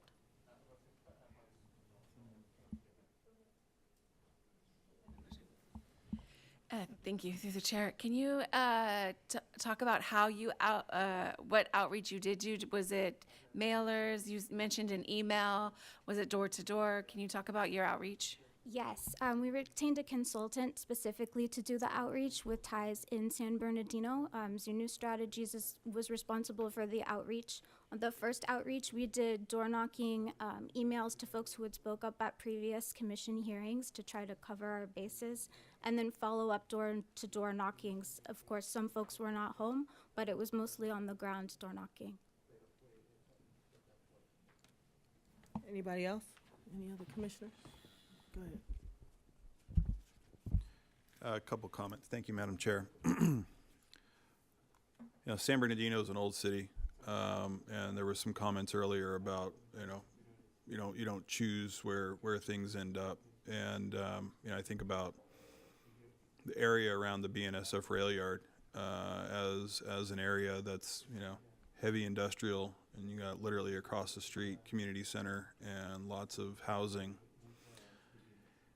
And unfortunately, in an old city like San Bernardino, that's what we have here.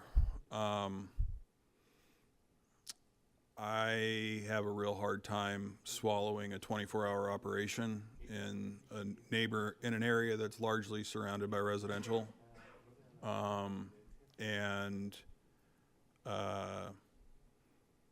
With that being said, I'm gonna have a hard time moving forward on this, at least for my vote to move this forward. 24-hour operation. I understand staff's perspective and their recommendation on it, but I feel like there's probably a higher and better use for this property, not knowing any of the history, but knowing the history of our city. So, thank you. Anyone else? To the chair. I think sitting in these meetings, hearing the community, hearing us, there's a lot of numbers thrown out. There's a lot of I want to say accusations. There's just a lot of comments that it's hard to figure out what are facts, right? I think these decisions are hard to make. I know for me, I'll speak for myself directly. I hear the community. But the surrounding businesses, what are we doing or who has jurisdiction over verifying their hours? It seems like the developers coming here with proposed numbers, but are we actually, I grew up in Rialto, very, very close to that. Obviously, I live here in the 5th Ward now, so I'm very, very familiar with that area. I walked Rancho and Rialto throughout my childhood, so I'm very familiar with the area. There's hours of operations for every business around there are just rampant. They kind of operate whenever they want. So who's enforcing that? It's hard to say. So I know we're throwing out the numbers, and I respect the community for that. But the enforcement, where's that at? Moving to this area, you gotta think about those things. You gotta take into consideration the area you're gonna move into. You know, it's zoned a certain way. These are tough decisions though, but just I'm kind of looking at it from every angle. It's a tough one. I know for sure there's outreach done on both sides. You know, there's gonna be people soliciting the vulnerable neighbors and going over there and saying, hey, look at all these problems, and kind of soliciting them. And there's gonna be people on the other end saying, hey, it's gonna be a great project. So it goes both ways on that. So I think for me, just try to keep an open mind and take everything into consideration. But these are tough for us, just so you guys understand. It's not sitting up here. Just there's a lot of things to consider. Thank you. Any other? Go ahead. Through the chair, thank you. This question might be generated more for staff. The traffic study is not required, but per SECO regulations, but can we, as staff, request a traffic study analysis? So our traffic engineer did take a look at the LOS in the traffic scoping form. He approved that, and he said based off of the number of trips that was provided in the traffic scoping form that they stated will be provided, a TIA was not something that he would require. Can you clarify TIA? Traffic impact analysis. Thank you. So, but I'm sorry, excuse me, but that doesn't answer my question. My question was, can us as the planning commission request a traffic analysis to be done? I'm not sure as the planning Albert? Yes, you can. Okay, thank you. Anybody else? I had a couple of questions, comments.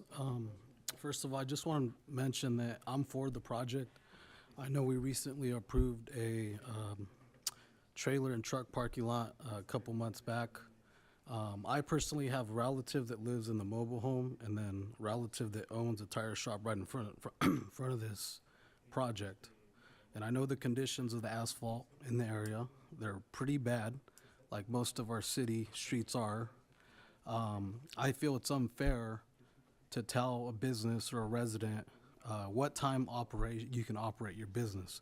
What if they told you you can only pull into your driveway from 7 a.m. to 7 p.m.? Would you like that? Excuse me. As far as environmental, I think we heard from SCAQMD. The impacts on the air, ozone, is 80% of vehicles that are moving. This project is stationary. It would fall under the 20%, with exception of trucks coming in and out, which I believe is going to be very minimal. I hope residents can consider that for future projects as well, because I know even in this property we have illegal dumping. I've seen tires, mattresses, bikes. I drive along these streets maybe a couple or dozen times a year. My godson lives in the mobile homes within this project area. And like I said, as residents, we need to consider projects moving forward and kind of think outside the box. I live in front of an elementary school. There's lighting that is 24/7 during the night. There's semi-trucks that deliver food for the elementary trucks that I don't like personally. And it happens like every other day from 4 a.m. to 7 a.m. I have to put up with the noise. I try to get in your guys' shoes as well, residents, but please understand, it's to better our city. And that's all that I have. Thank you. Anyone else? Go ahead. Thank you, Chair. What restrictions are you placing on the trucks for idling? Is idling allowed? If it's a refrigerator unit, is idling allowed? And if the residents have a complaint, what number can they reach out to notify that their trucks are idling when they're not supposed to? Thank you, Commissioner. Truck idling is actually governed by SCAQMD. They have truck idling requirements. They may not idle for longer than 15 minutes, depending on the size of the truck, including we heard reference to the refrigerated trucks, the extra loud ones, no longer than 15 minutes, and I believe they're also restricted by time. With respect to a contact, we can contact the applicant and confirm a notification system.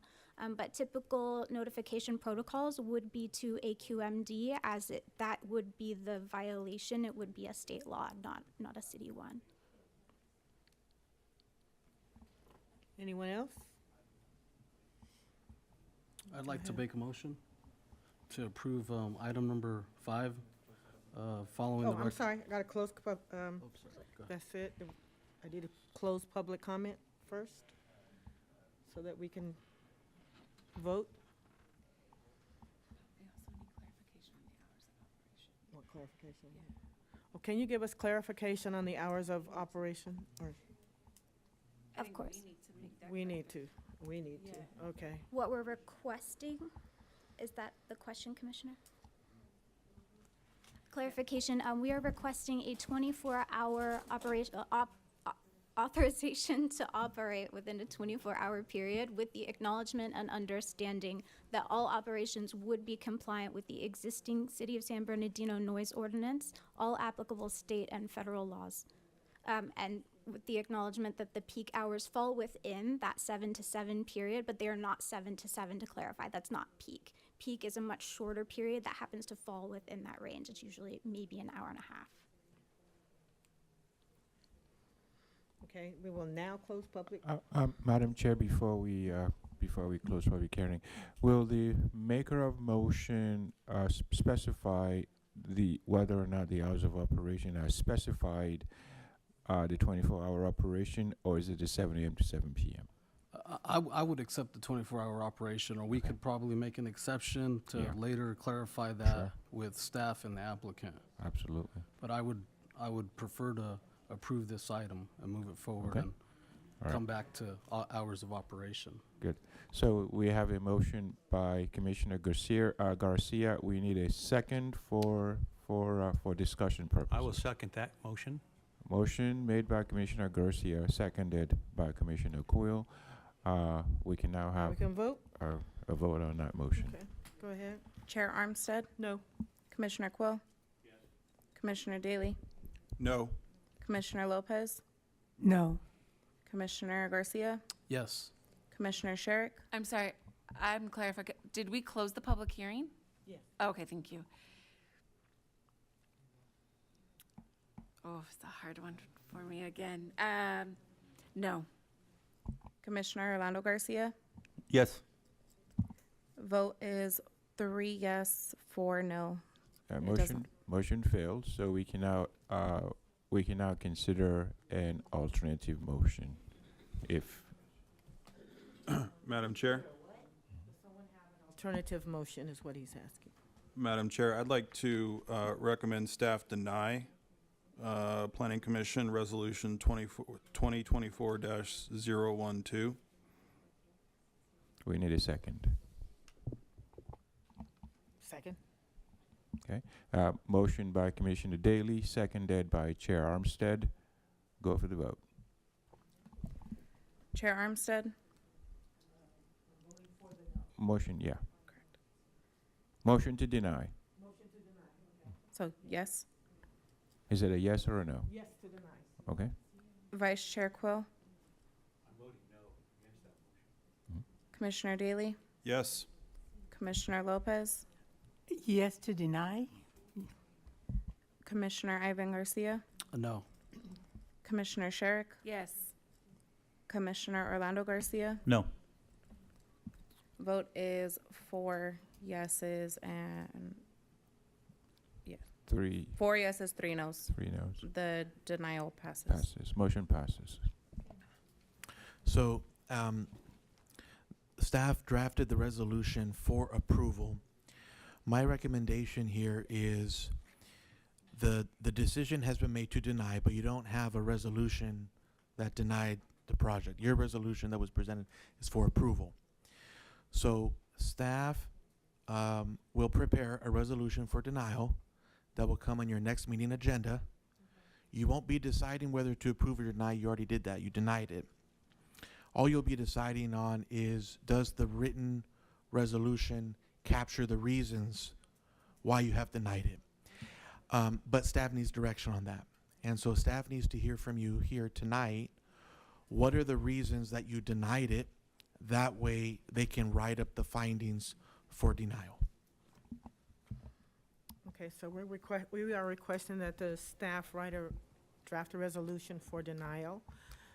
One of the reasons I believe is the proximity to the residences, the single-family residences and the motorhomes, and the impact, we did not realize the impact on the schools, so the impact of the traffic. Anyone else? I have concerns with traffic and the hours. Say hours of operation, traffic, incompatible land uses. Anyone else? Anyone else have conditions for the staff to write the resolution? This is just to support a denial, right? Yes. Madam Chair, members of the Planning Commission, the findings that we have to make for these types of uses are actually specified in our zoning ordinance. So if you go to page number 3, under findings for development permit type 22-05, you see the findings, which is, for example, finding number 1, the proposed development is one permitted within the subject zoning district and complies with all of the applicable provisions of this development code, including prescribed developments, site standards, and all applicable design guidelines. So the finding of fact would have to be tailored to the finding itself. So for example, if you said no, the project is not consistent with whatever it is, you have to give us some kind of reasons why. Because intellectually, I could say, oh yeah, it's adjacent to residential property, I don't like it, but we have to now come up with a finding that is identified in our municipal code to support that statement. May I ask a question? Yes, ma'am. Is there an opportunity at this point for an alternative motion if the applicant would be willing to do a traffic analysis and if the applicant would be okay with their original hours that they stated? Do you want to? Madam Chair, yes, but we have to now go back and revise our the motions that have already been made.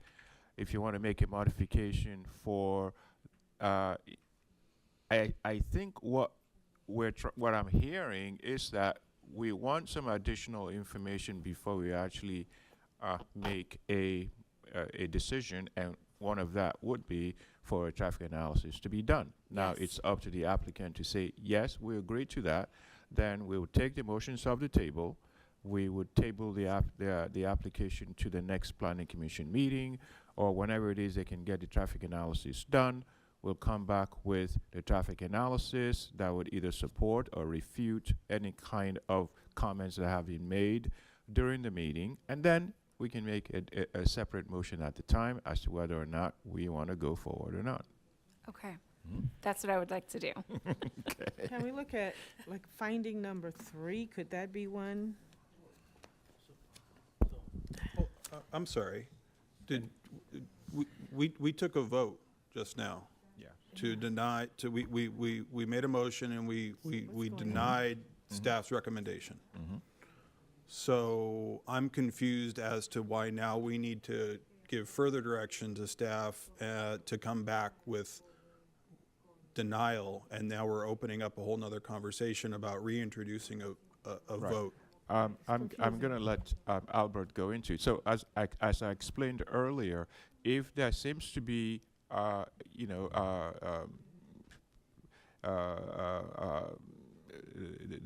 feeling that maybe we were not provided with enough information for us to make a judgment specifically, because when it comes to making these findings, we have to make findings that are specified in our municipal code.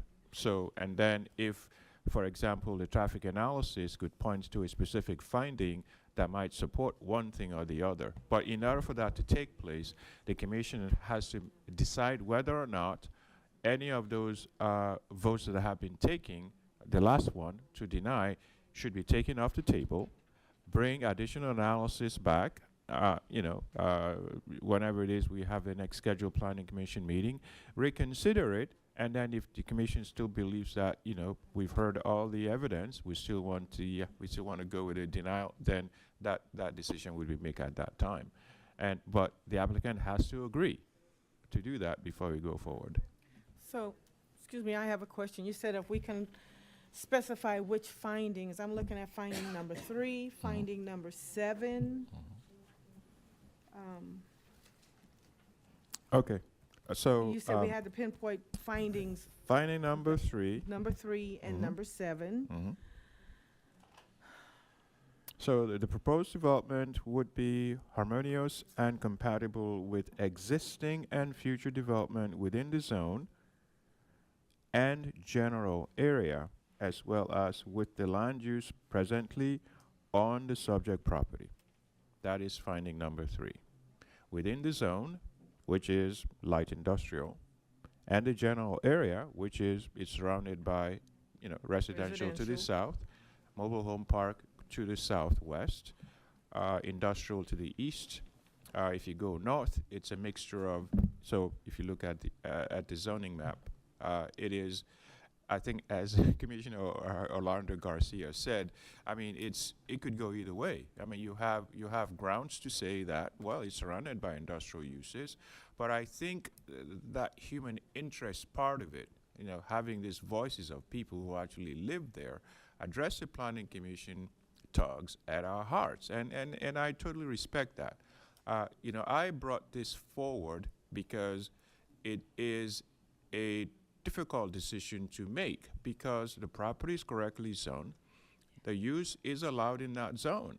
So then we start making analysis about how do we, from my perspective, how do we make this proposal work with the existing uses? Well, that's why you see these conditions regarding hours of operation and landscaping. So we are trying to make this more palatable, but if this is going to become a 24-hour operation, then perhaps additional analysis need to be done as whether or not there'll be additional noise impacts, because our zoning ordinance basically has decibel levels from 7 a.m. to 7 p.m. So what happens after 7 p.m.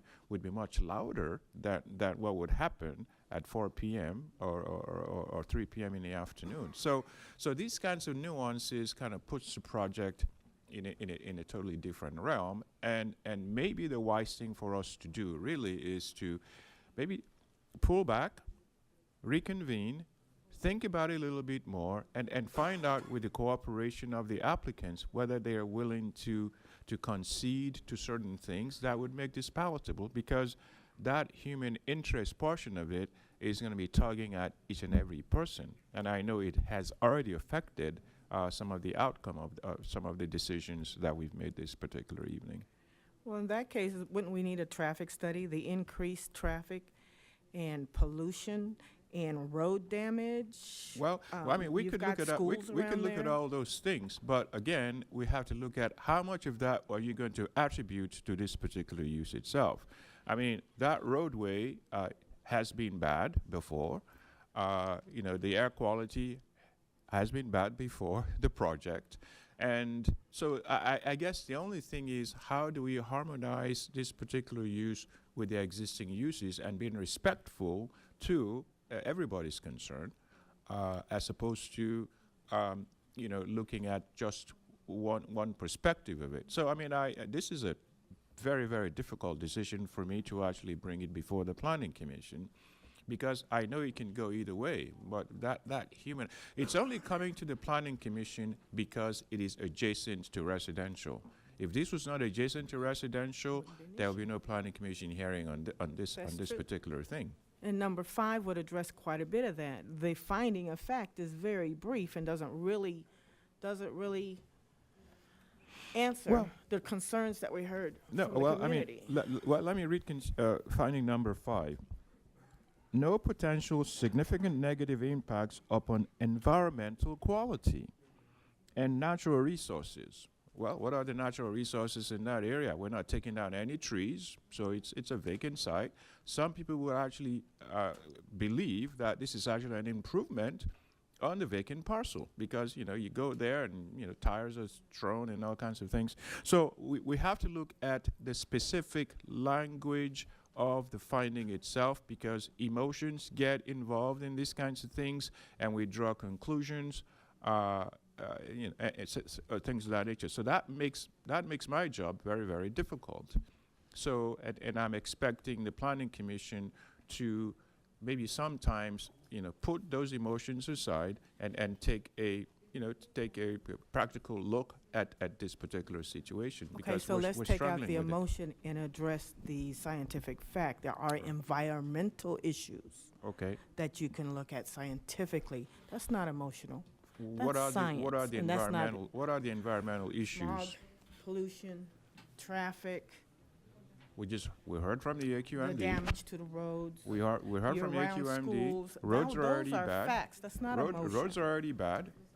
So again, what portion of the existing conditions would this project worsen?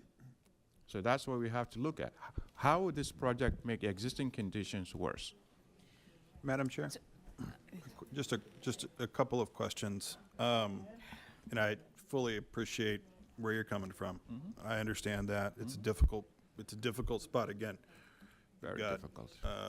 A variety of incompatible land uses around, what are probably, San Bernardino's 1810, right? That's when we incorporated, so 214 years. I guess my confusion is maybe a procedural set of confusions. And City Attorney, you indicated that we've now made a decision. We've voted. We've got a majority vote and decision that's already been made here. And now it feels like we're being asked to justify the decision back to staff to move forward. And I guess my thinking is it seems like the denial has been approved, and therefore the next step ought to be staff coming back to us with a reconfiguration of this resolution to recommend denial per the decision that was just made here. So I don't understand the back and forth that's happening right now.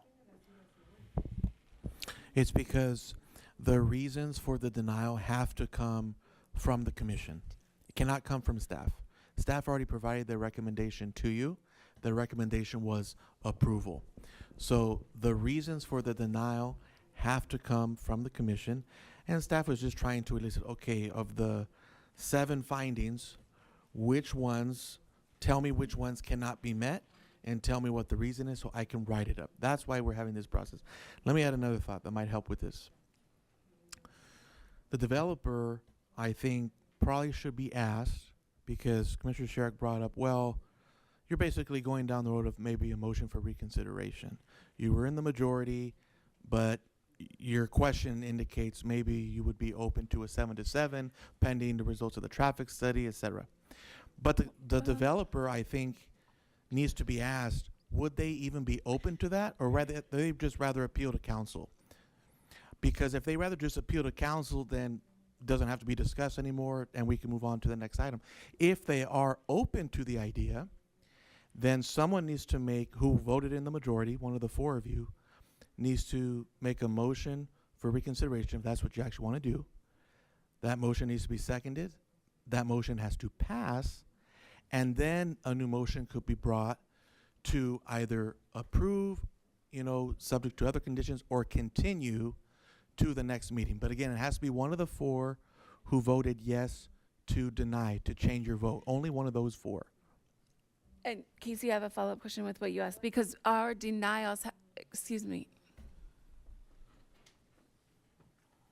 because our denials have to be based on the findings, not something outside of those findings. So when we're saying traffic is an issue for us, when we're saying hours of operation are an issue for us, those aren't part of the findings and a basis for denial. Is that what I'm understanding?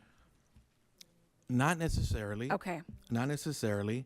I was conferring with Chantel, and perhaps from what we have heard, finding number 2 about consistency with the general plan, because it talks about integrating and minimizing impacts on surrounding land uses.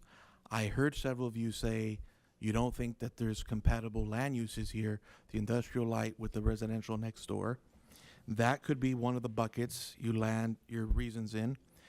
Finding number 3, Chairperson Armstead, you mentioned that.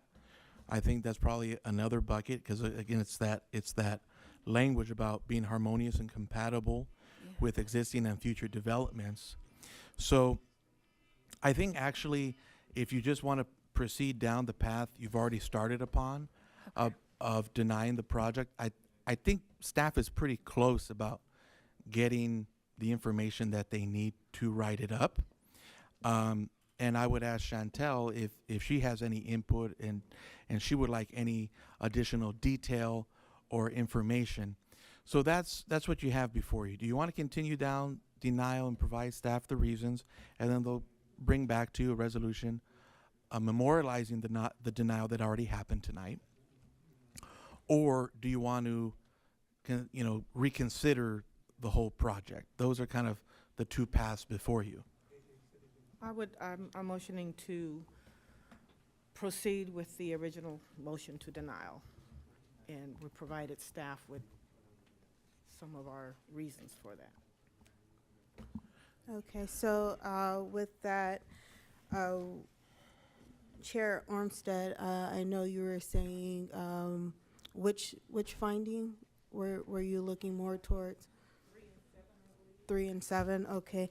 Can you just give me elaborate more why you feel that the project does not meet these findings?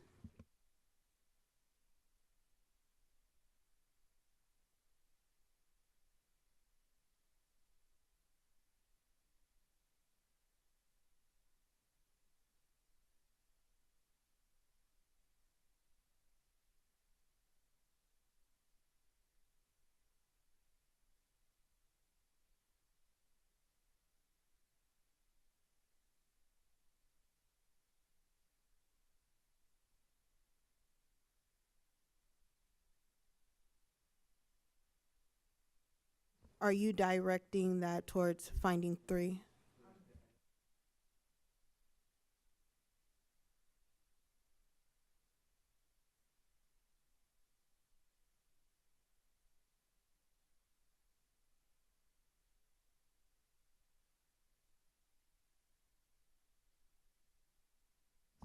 High traffic, danger to school areas, and that's the main thing, and the destruction of the road. And then number 7, let's see what I had. I believe I said number 7. Just to clarify, I'm sorry. Yes, ma'am. So number 3 is the proposed development will not be harmonious nor compatible with the existing future development within the zone and general area. So you're saying because it's a truck parking, it's not compatible with the truck traffic, then truck parking and truck traffic. Yeah, we it's have. not Forgot compatible about with the adjacent. The adjacent properties, right, which is high residential. You got motorhomes, motorhome parks, and you have single-family residential. You have several schools in the area that your map did not show, or the findings did not show, but obviously there's quite a few schools with children being picked up, school buses coming through the area because of that. The other environmental would be the pollution, all those trucks, and the damage to the roadway. I believe I covered that. Are there any other commissioners that wanted to provide more input? 7. Madam Chair. Yes, sir. Just to just make sure that finding number 2,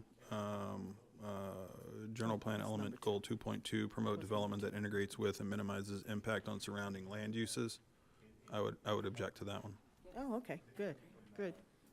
Okay, you will, okay, so you'll object to finding number 2? No, I in support of this whole, justification to staff as to why we want, I would identify finding of fact, finding number 2, general plan goal 2.2.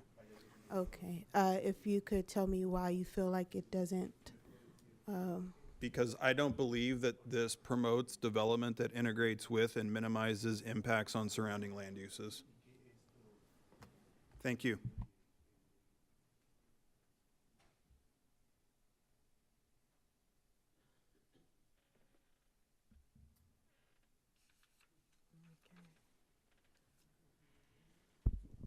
And if we need to add some more, I would go with finding of fact number 5.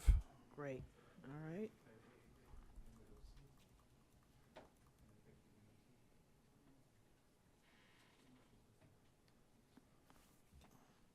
And what was your reason for it not being? I believe that there could be potential significant negative impacts upon environmental quality and natural resources.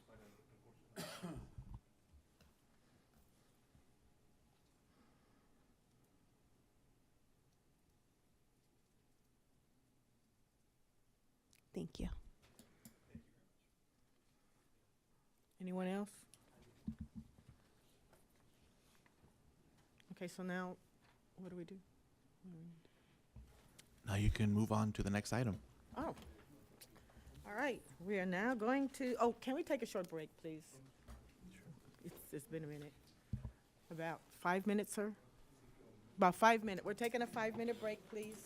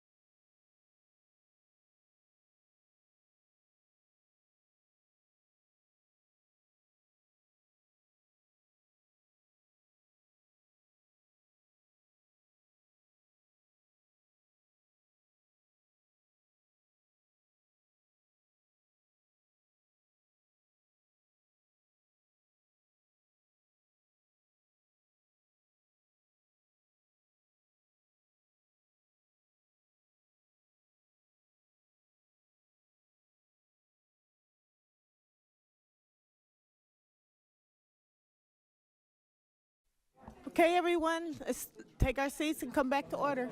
Come on, everyone. Everyone, let's continue. We're ready to continue.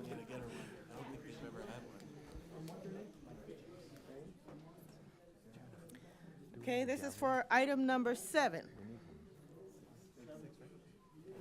Item 6. 6. Oh, 6? 6. 6, I'm sorry, 6. Item number 6. Okay. Thank you. Item number 6 is extension of time 24-02 for subdivision 20-06 and development permit type D 20-08.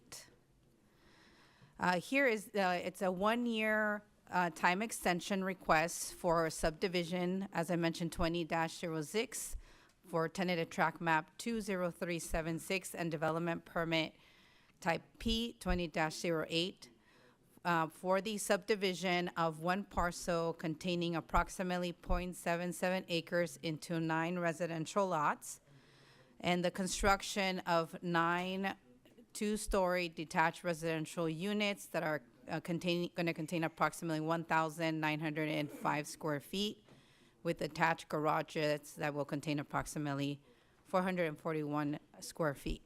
The project site is located on the northwest corner of East Pacific Street and North Garden Avenue Drive within the residential medium zone.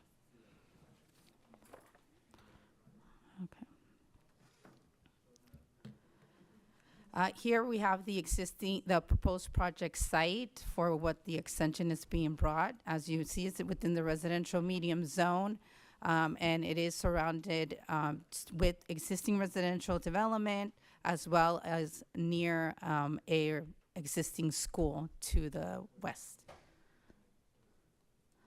Here we have the aerial map of the project site. This whole southern part area is a mixture of single-family residential within the county of San Bernardino's jurisdiction. And then we have some existing multifamily and single-family residential. And then we have an existing elementary school there. In accordance with section 19.4408 of the development permits time extension, section 66452.22 of the California Subdivision Map Act, and the requirements of the section 19.66 of the City of San Bernardino Development Code, the applicant is requesting a 1-year time extension, which this would be the first extension for the project. The reason for the request is that they're currently in the process of trying to complete the final map and the construction documents. And so the applicant is requesting for both the tentative track map under the subdivision application and the development permit expiration date for a period not to exceed 12 months. So essentially, the extension would extend the project until April 12th of 2025. To further clarify, in accordance with the Subdivision Map Act, which supersedes our city's development code, within the staff report, there was a notation that our development code allows for 3 extension periods. However, the Subdivision Map Act supersedes our development code and actually allows for the maps themselves under the tentative track maps through the subdivision application to be extended for a period not to exceed 6 years. In this case, since it is a combined application, that's why they're just requesting the 1-year extension. Here we have the existing site looking northwest from East Pacific Street and North Garden Avenue Drive. This is just for reference, so that way you see what was originally approved as part of the project. We have the 9 residential units. They're at the corner. The models, floorings for model A and B, and then a mirror image of model A and B. Here are the elevations for model A and model B. And then they are going to do some initial landscaping. In the original approval of the project, There was a request to add some additional, an additional screened wall here facing the elementary school, so that way kids aren't like jumping over or like vagrants. So they are going to be providing that additional, thank you. They're going to be providing that additional screening as part of the project, and that is currently going through the construction phase. So those conditions and all previously approved conditions will continue to remain on the project as part of this extension of time. So with that, the Planning Commission, staff recommends that the Planning Commission adopt resolution number 2024-018, finding the extension of time 24-02 exempt pursuant to section 15061B3, review for exemption, in accordance with the California Environmental Quality Act, directing the Planning Commission Secretary to prepare and file with the Clerk of the County of San Bernardino a notice of exemption as provided under Public Resources Code Section 21152B and CEQA Guidelines Section 15062, and approving extension of time 24-02 for subdivision 20-06 for tentative track map 20376 and development permit type D 20-08, subject to the aforementioned conditions of approval. Those additional conditions of approval have also been identified within the resolution for the extension of time. The applicant is here for any additional points of clarifications as it relates to the status of the project. Okay, we will now open for public hearing. Do we have any comments, commissioners? I have one public, Christine Sharp.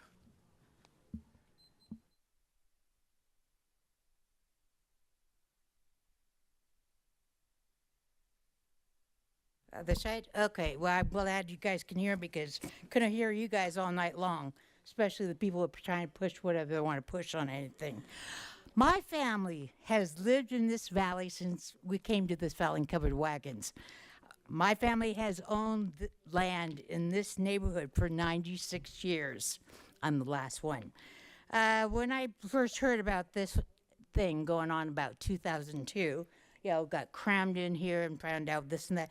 The reason why this land right here, this corner property has never been developed is it's a site for well number 1 for the Baseline Mutual Water Gardens for site well number 1.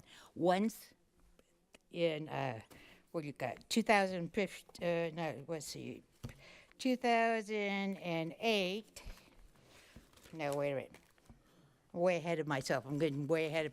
There's so much to say about this. The reason why this land shouldn't be developed on is it can take only 2 parcels, not 9. They're going to have 5 bedrooms apiece, each one of these houses, on this postage stamp piece of property. Where do you live? Beverly Hills. What does he do? Buy a whole bunch of properties in Rialto, this way and that way, grab a whole bunch of stuff. These houses are going to sell for over $1 million a piece. This is not going to help out the neighborhood. All right? On the corner, look at your little map and everything back again on the corner of Pacific Street and Garden Drive. Just that corner. He needs time to get things handled because he's running into some obstacles. Coming off the hill is the main drag from Paris Hill of the power on each side of those power or transformers on each side, which brings power to the entire city block below from Pacific to Baseline over to Del Rosa.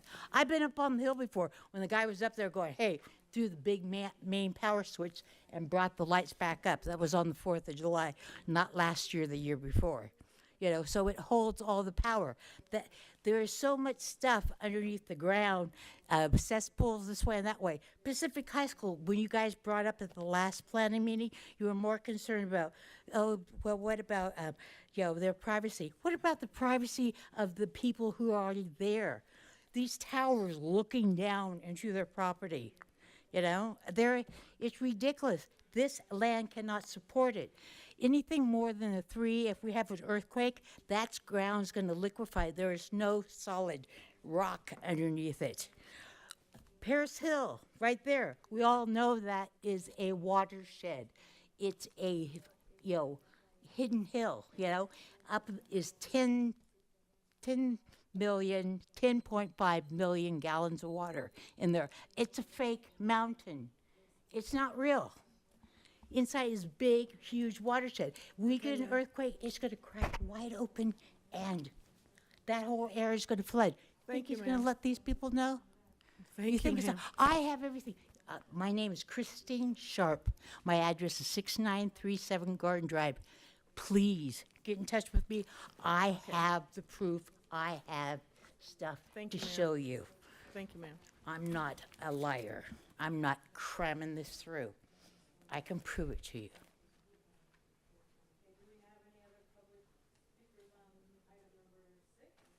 Do we have any more public speakers on item number 6?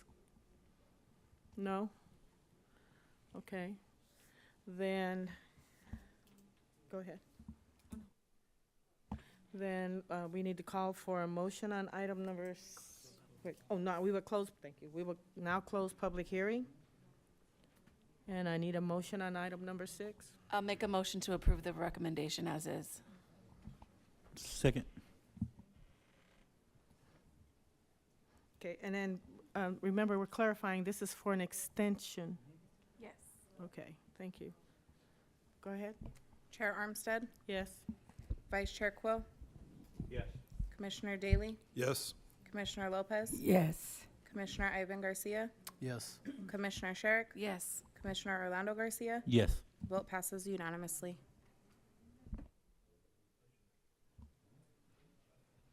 Thank you. Item number 7 is extension of time 24-03 for conditional use permit 21-13. The proposed project is a request for a 1-year extension of time for conditional use permit 21-13. The project that was previously approved under this body was a conversion of an existing approximately 2,230 square foot single-family residence with an approximate 950 square foot addition to a place of public assembly religious facility.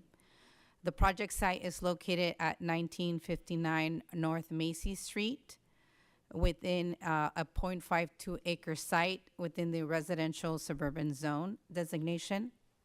Here we have the existing zoning area for the map. It is surrounded primarily by a lot of existing residential. There are some additional existing other religious facility here to the site.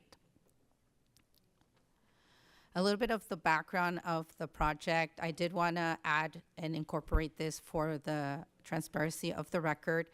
In accordance with section 19.60.030, minor modifications of the development code, an approval was granted to allow for an increase of 170 square feet and modify the architectural design for the proposed remodel and conversion of the existing 2,230 square foot single-family residence.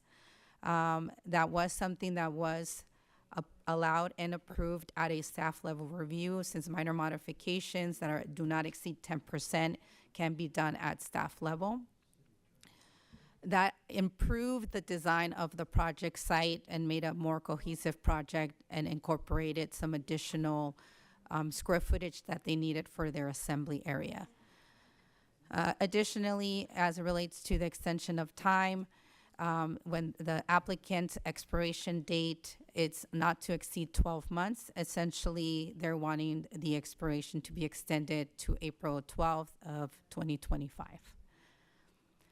The applicant has faced extenuating circumstances that unfortunately have prevented them from commencing construction. They are going through the construction phase, and for this reason, they are completing those construction documents to get ready to pull permits.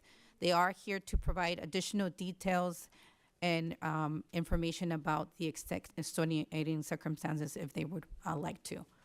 Here we have the existing site for the project development. Here, this is the proposed.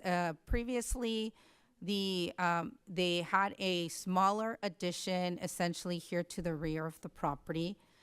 Instead of just doing a, I guess, connection of an addition, they decided to just completely redo the whole facade and just do a more uniform integration of the facility. With that, they're going to continue to do the improvement for parking, landscaping, lighting, setbacks associated with the project. Here we have the existing mosque as it is right now and in the moment, but they are going to incorporate a lot of new addition, separation in terms of the facilities associated with their religious practices. This is the new proposed improvement to the exterior elevations. Before, they didn't really have this exterior elevation. It was more like an open glass window.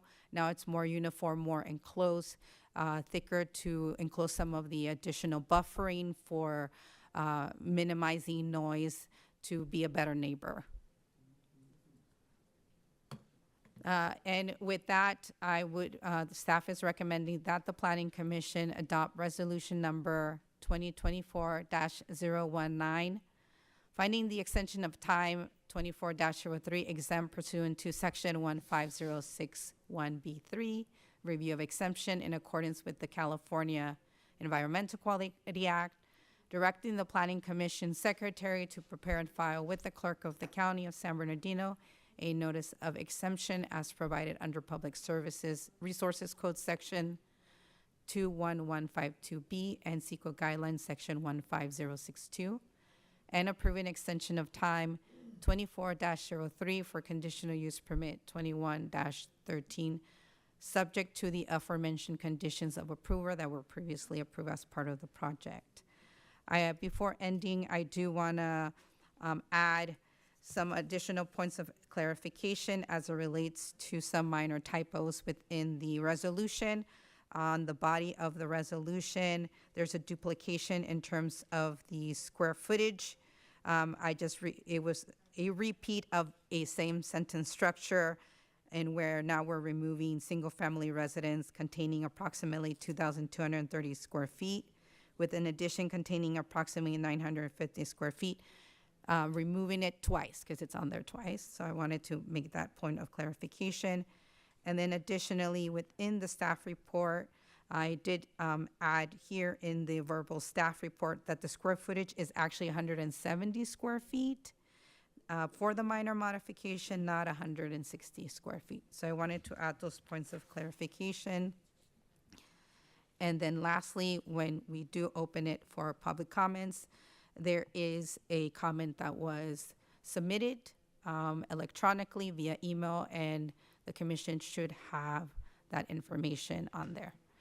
So if I need to further clarify, I can do that once public comment is opened. Okay, we will now open the public hearing. First, commissioners. No? I have several people that would like to make comments. Alberto Lopez. Chairperson, Oh, what? I'm sorry. I think the applicant is here. Is that right, Elizabeth? Yes, the applicant is here. The applicant is here. I would invite them up, see if they have any Okay. comments first. May the applicant come up, please?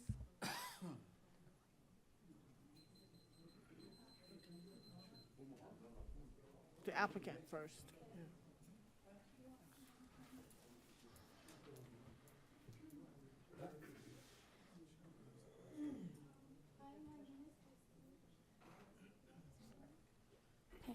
Hi, my name is Christine Arias. I'm here to represent the engineer. And our applicant, he's asking for an extension for the already submitted CUP application.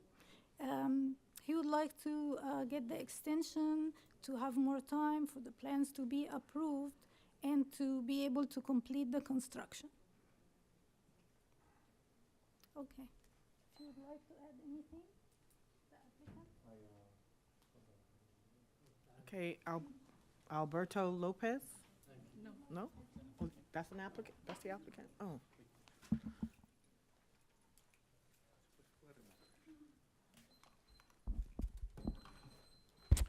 Buenas noches, mi nombre es Alberto López. Good evening, my name is Alberto Lopez.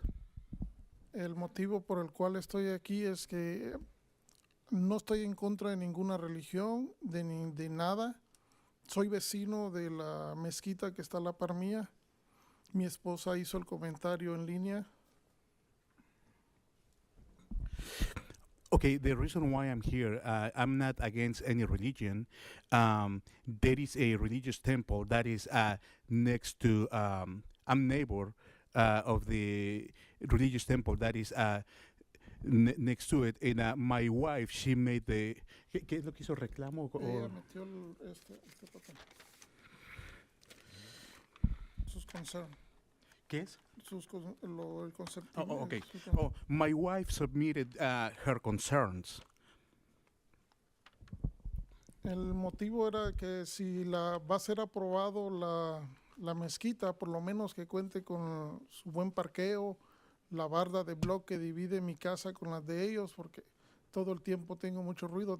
Llevo viviendo 20 años ahí y siempre hemos tenido un poco de conflicto por el ruido, el megáfono.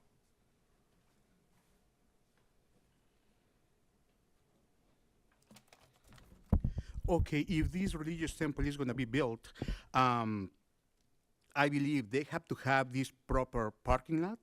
And, you know, there is a wall that divides my home with this temple. So through the years, we always have issues with the noise, with the megaphone.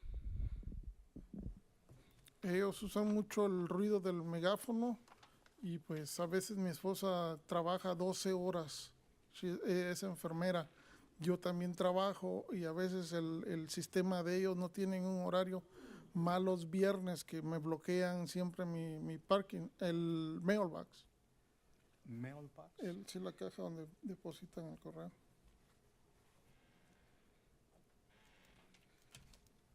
¿Cuántas horas dice? A veces están todo el día viernes, están hasta las 7, 8 de la noche el ruido. Yeah, their noise is long hours. On Fridays is my wife work, I work, you know, and on Fridays they block my mailbox. Pues ese es nomás lo que tengo yo para decirle, que si los planos van a ser aprobados, que exijan el sistema antirruido, por lo menos un drywall más fuerte, 5 octavos, una pared de bloque nos divida, porque tenemos una pared de metal. Y siempre cuando hay reuniones los niños matan el metal y se oye el ruido muy fuerte.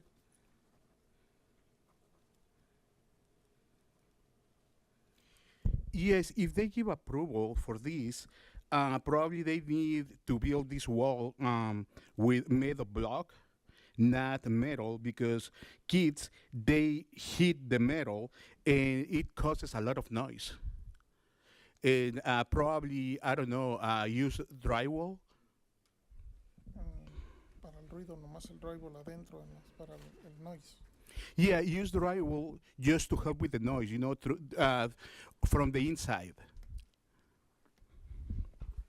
Eso es todo, nomás para que ellos están aquí presentes. Yo no estoy en contra de su religión, yo respeto todas las religiones que existen. Creo yo también en lo mío y ellos en lo de ellos. Y que no lo vayan a tomar a mal.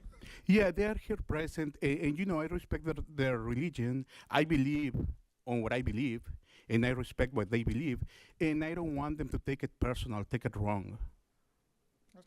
And that's it. Thank you. Okay. Next. Oh. Is the applicant? The applicant is one of the applicant the represented. Yes.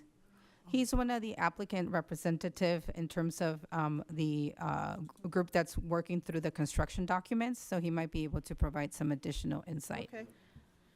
Go ahead, sir.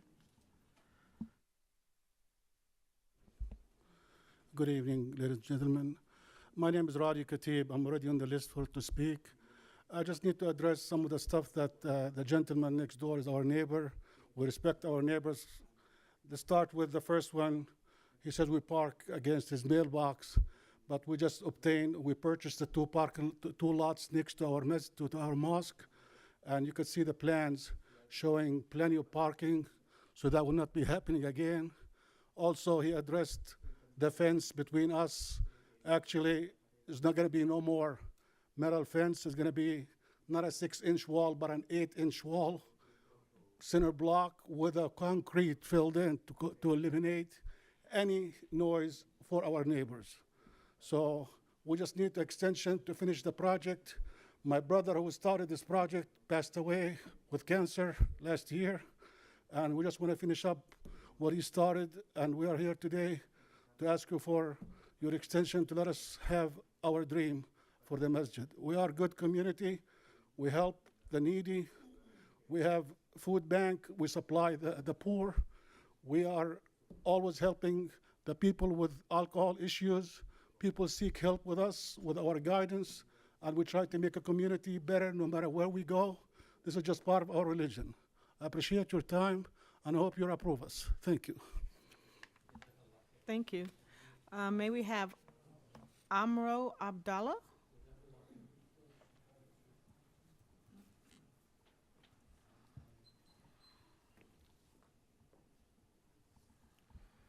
My name is Amro Abdallah.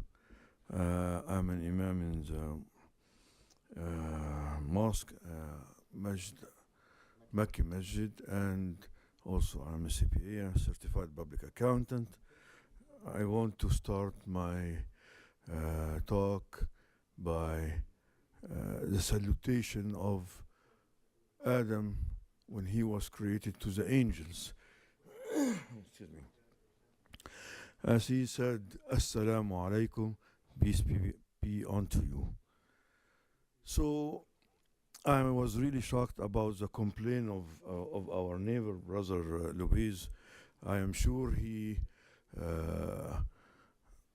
if he talked to any of the responsible persons in the mosque, then it would be solved. This is one thing, simply because it is in the religion of Islam. It is very important to take care of the neighbor, to the extent that Prophet Muhammad, peace be upon him, said that Gabriel, the angel, kept telling me, take care of your neighbor, take care of your neighbor, take care of your neighbor, until I thought he is going to be one of those who are going to inherit me. So this is something we need to put into consideration. And personally, and of course, we have a lot who are attending. I wish that we take care of this. This have nothing to do with the approval. It's a matter of answering not to the commission here, but answering to a very, very high authority, Allah. We say Allah, and Allah means God. But we say Allah, and we insist on it because the human beings made a lot of fake gods.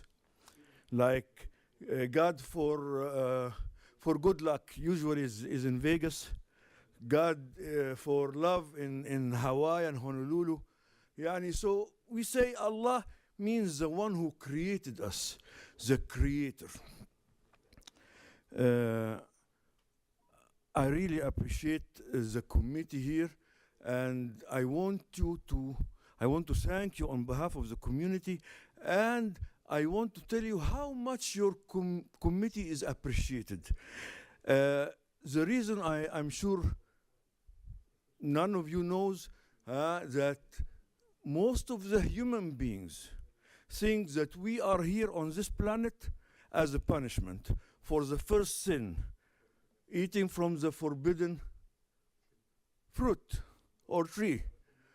Well, as a matter of fact, if this is a punishment, it will be beautiful punishment because we are living here a beautiful life. Thank God for that.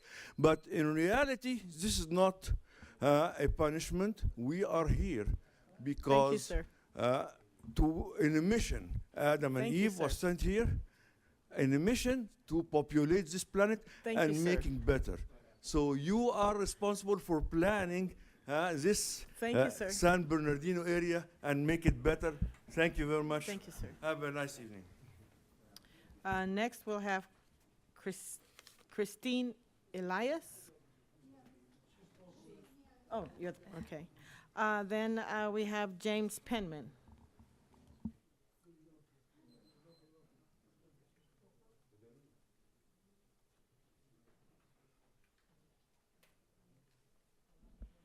Is it on?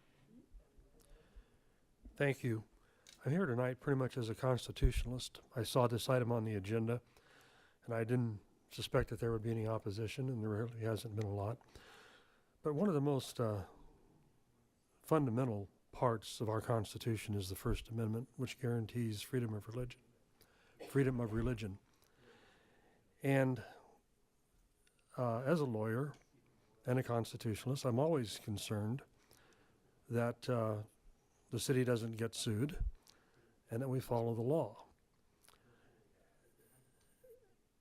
I'm sure your city attorney would echo this, that because you routinely approve most requests for extension, and you just approved one a few minutes ago, in the unlikely event that you might not approve this one, you would certainly be subject to a lawsuit that you would certainly lose based on religious freedom.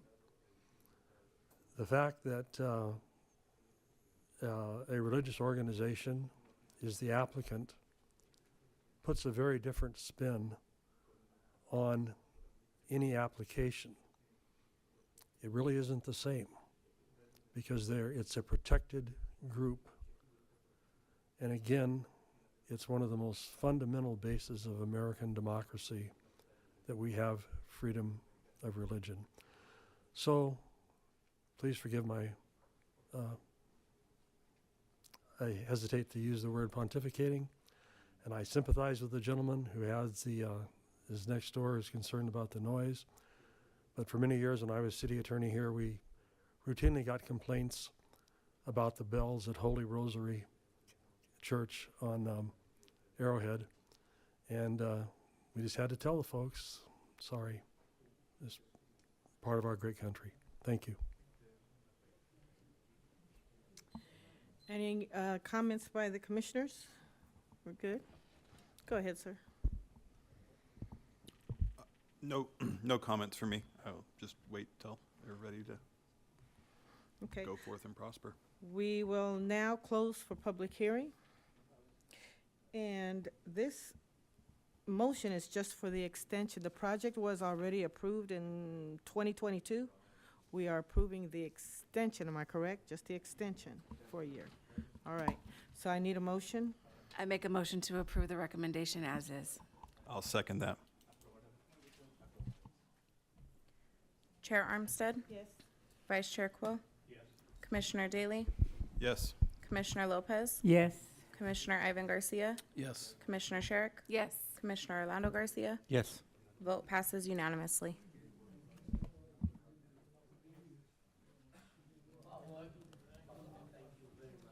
And I believe we are able to adjourn? No?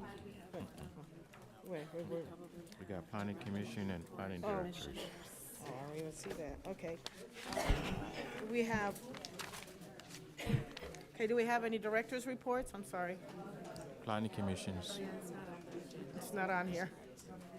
You didn't put it on the screen. The last one? Okay. Do we have any planning commissioner reports? Yeah. Could we? Let them go first.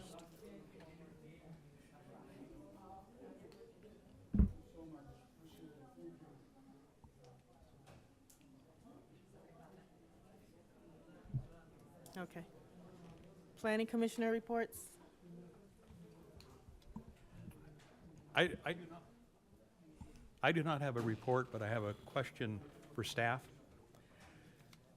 In tonight's agenda, and in the sake of time, I'll make it real quick. The situation with the truck and trailer operation over on Rancho, we approved one that was Elliott Blocks here a year or so ago. I understand, and we talked about zoning and some of the other issues over there. But one of the problems I had this evening is there were some conditions applied to that, to what staff was going to approve.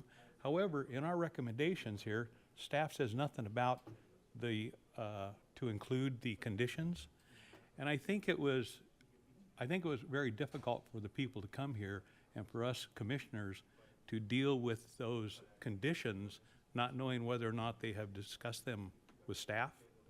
So isn't it normal that you generally deal with the conditions at your level, at the planning department, and then they are discussed and brought forward to us? You're absolutely right, Commissioner. I pointed out that the conditions needed some work, in particular the hours of operation. It was not concrete. The original language said that the hours of operation shall be considerate of the neighboring residential use. It's not an enforceable condition. It has to have a starting time and an end time. And there were other issues with the other conditions just like that, like the landscaping. It did not specify the species. So if we're going to require a species, it needs to say what species we're requiring. I didn't have it to review until after the agenda was posted. And so that's why this happened, because my comments didn't arise until after the agenda packet had posted. Thank you for bringing that up. I would probably suggest, and maybe if we had to do over again, they should have probably taken those conditions back and reworked it, and we probably should have brought that back at a later time. So this is my thought. I have an announcement. I would like to re-elect the Planning Commission Chair now that we have a full team. Another reason was I was absent at the time, and I had someone in mind that I wanted to appoint or vote for elect as our chairperson. So I'm not sure how we would go about doing that. There would need to be a motion to add as an agenda item at the next meeting to remove the current chair and to elect a new chair. That motion would need a second and would have to pass by simple majority vote. So can I make that motion tonight? Yes, To add it to add, yes. to next month's Mhm. agenda to re-elect or elect a new chairperson, change the Planning Commission chairperson? And then would I need to give the person, or how would we go about, or who I want to elect? That as a would be chairperson? premature. Assuming your motion passes tonight, you could bring a motion at the next meeting. That would be the appropriate time. Okay, so I'd like to make a motion to change our Planning Commission chairperson.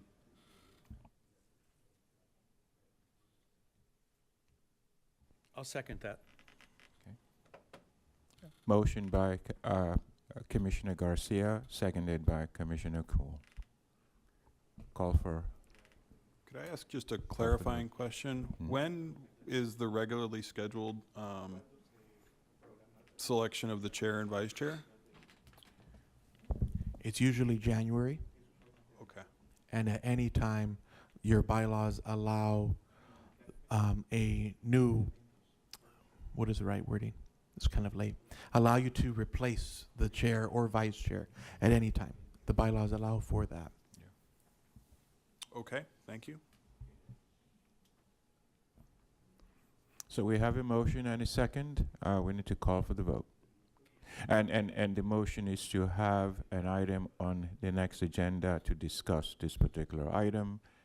So that's what this motion is. So the yea votes would allow us to put this item on the agenda at the next Planning Commission meeting for discussion. Okay. Chair Armstead? No. Vice Chair Quill? Yes. Commissioner Daly?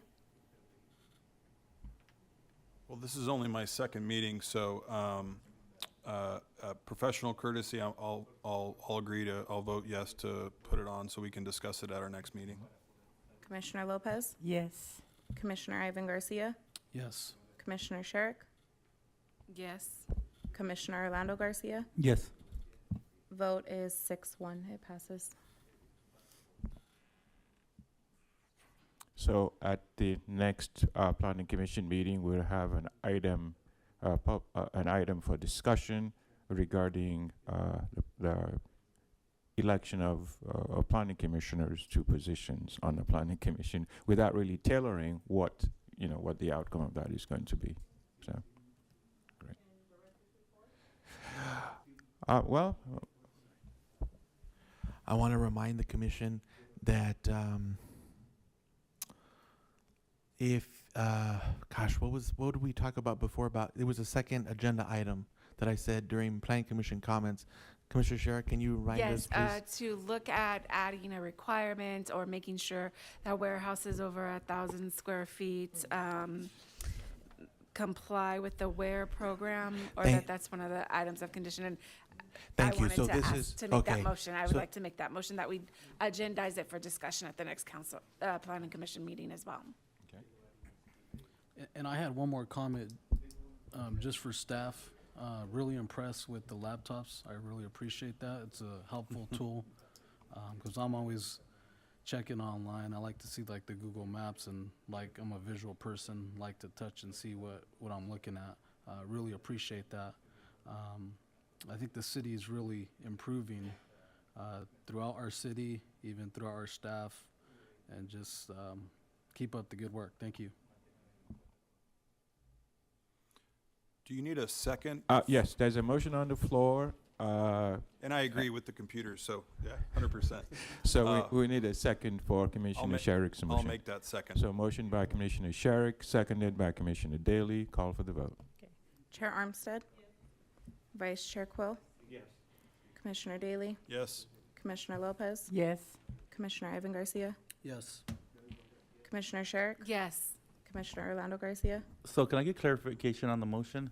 Would you like me to make that clarification? Yeah, Yes. I didn't really. My motion is to bring back an item for discussion over the WARE program and how that would relate to our conditions of approval.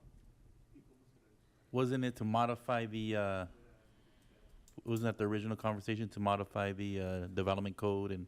But we have to bring it back for discussion. Okay, no. Okay. Vote is 6-1. It passes.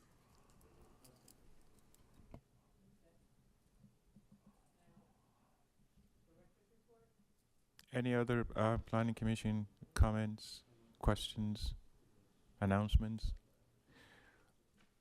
Thank you, commissioners. It looks like we have a good group of planning commissioners. We have a few absences today, but I think we're kind of going towards what I would like to see us become as a planning commission, but also to emphasize the relationship between staff and the planning commission.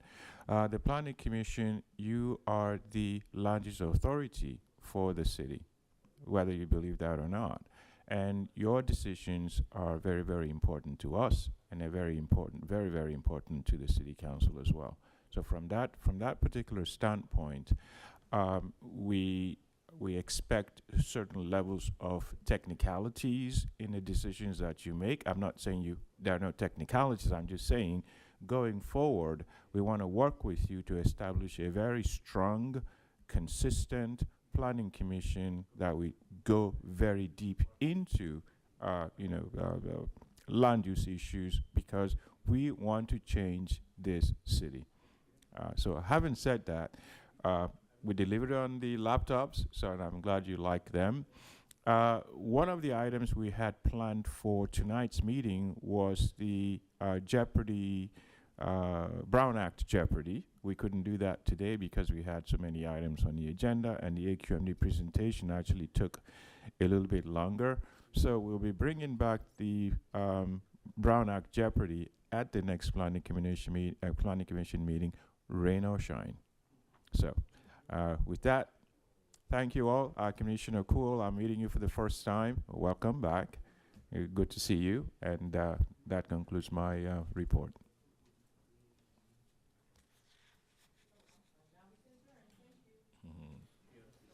So meeting adjourned at 10:01. Wow. I knew it.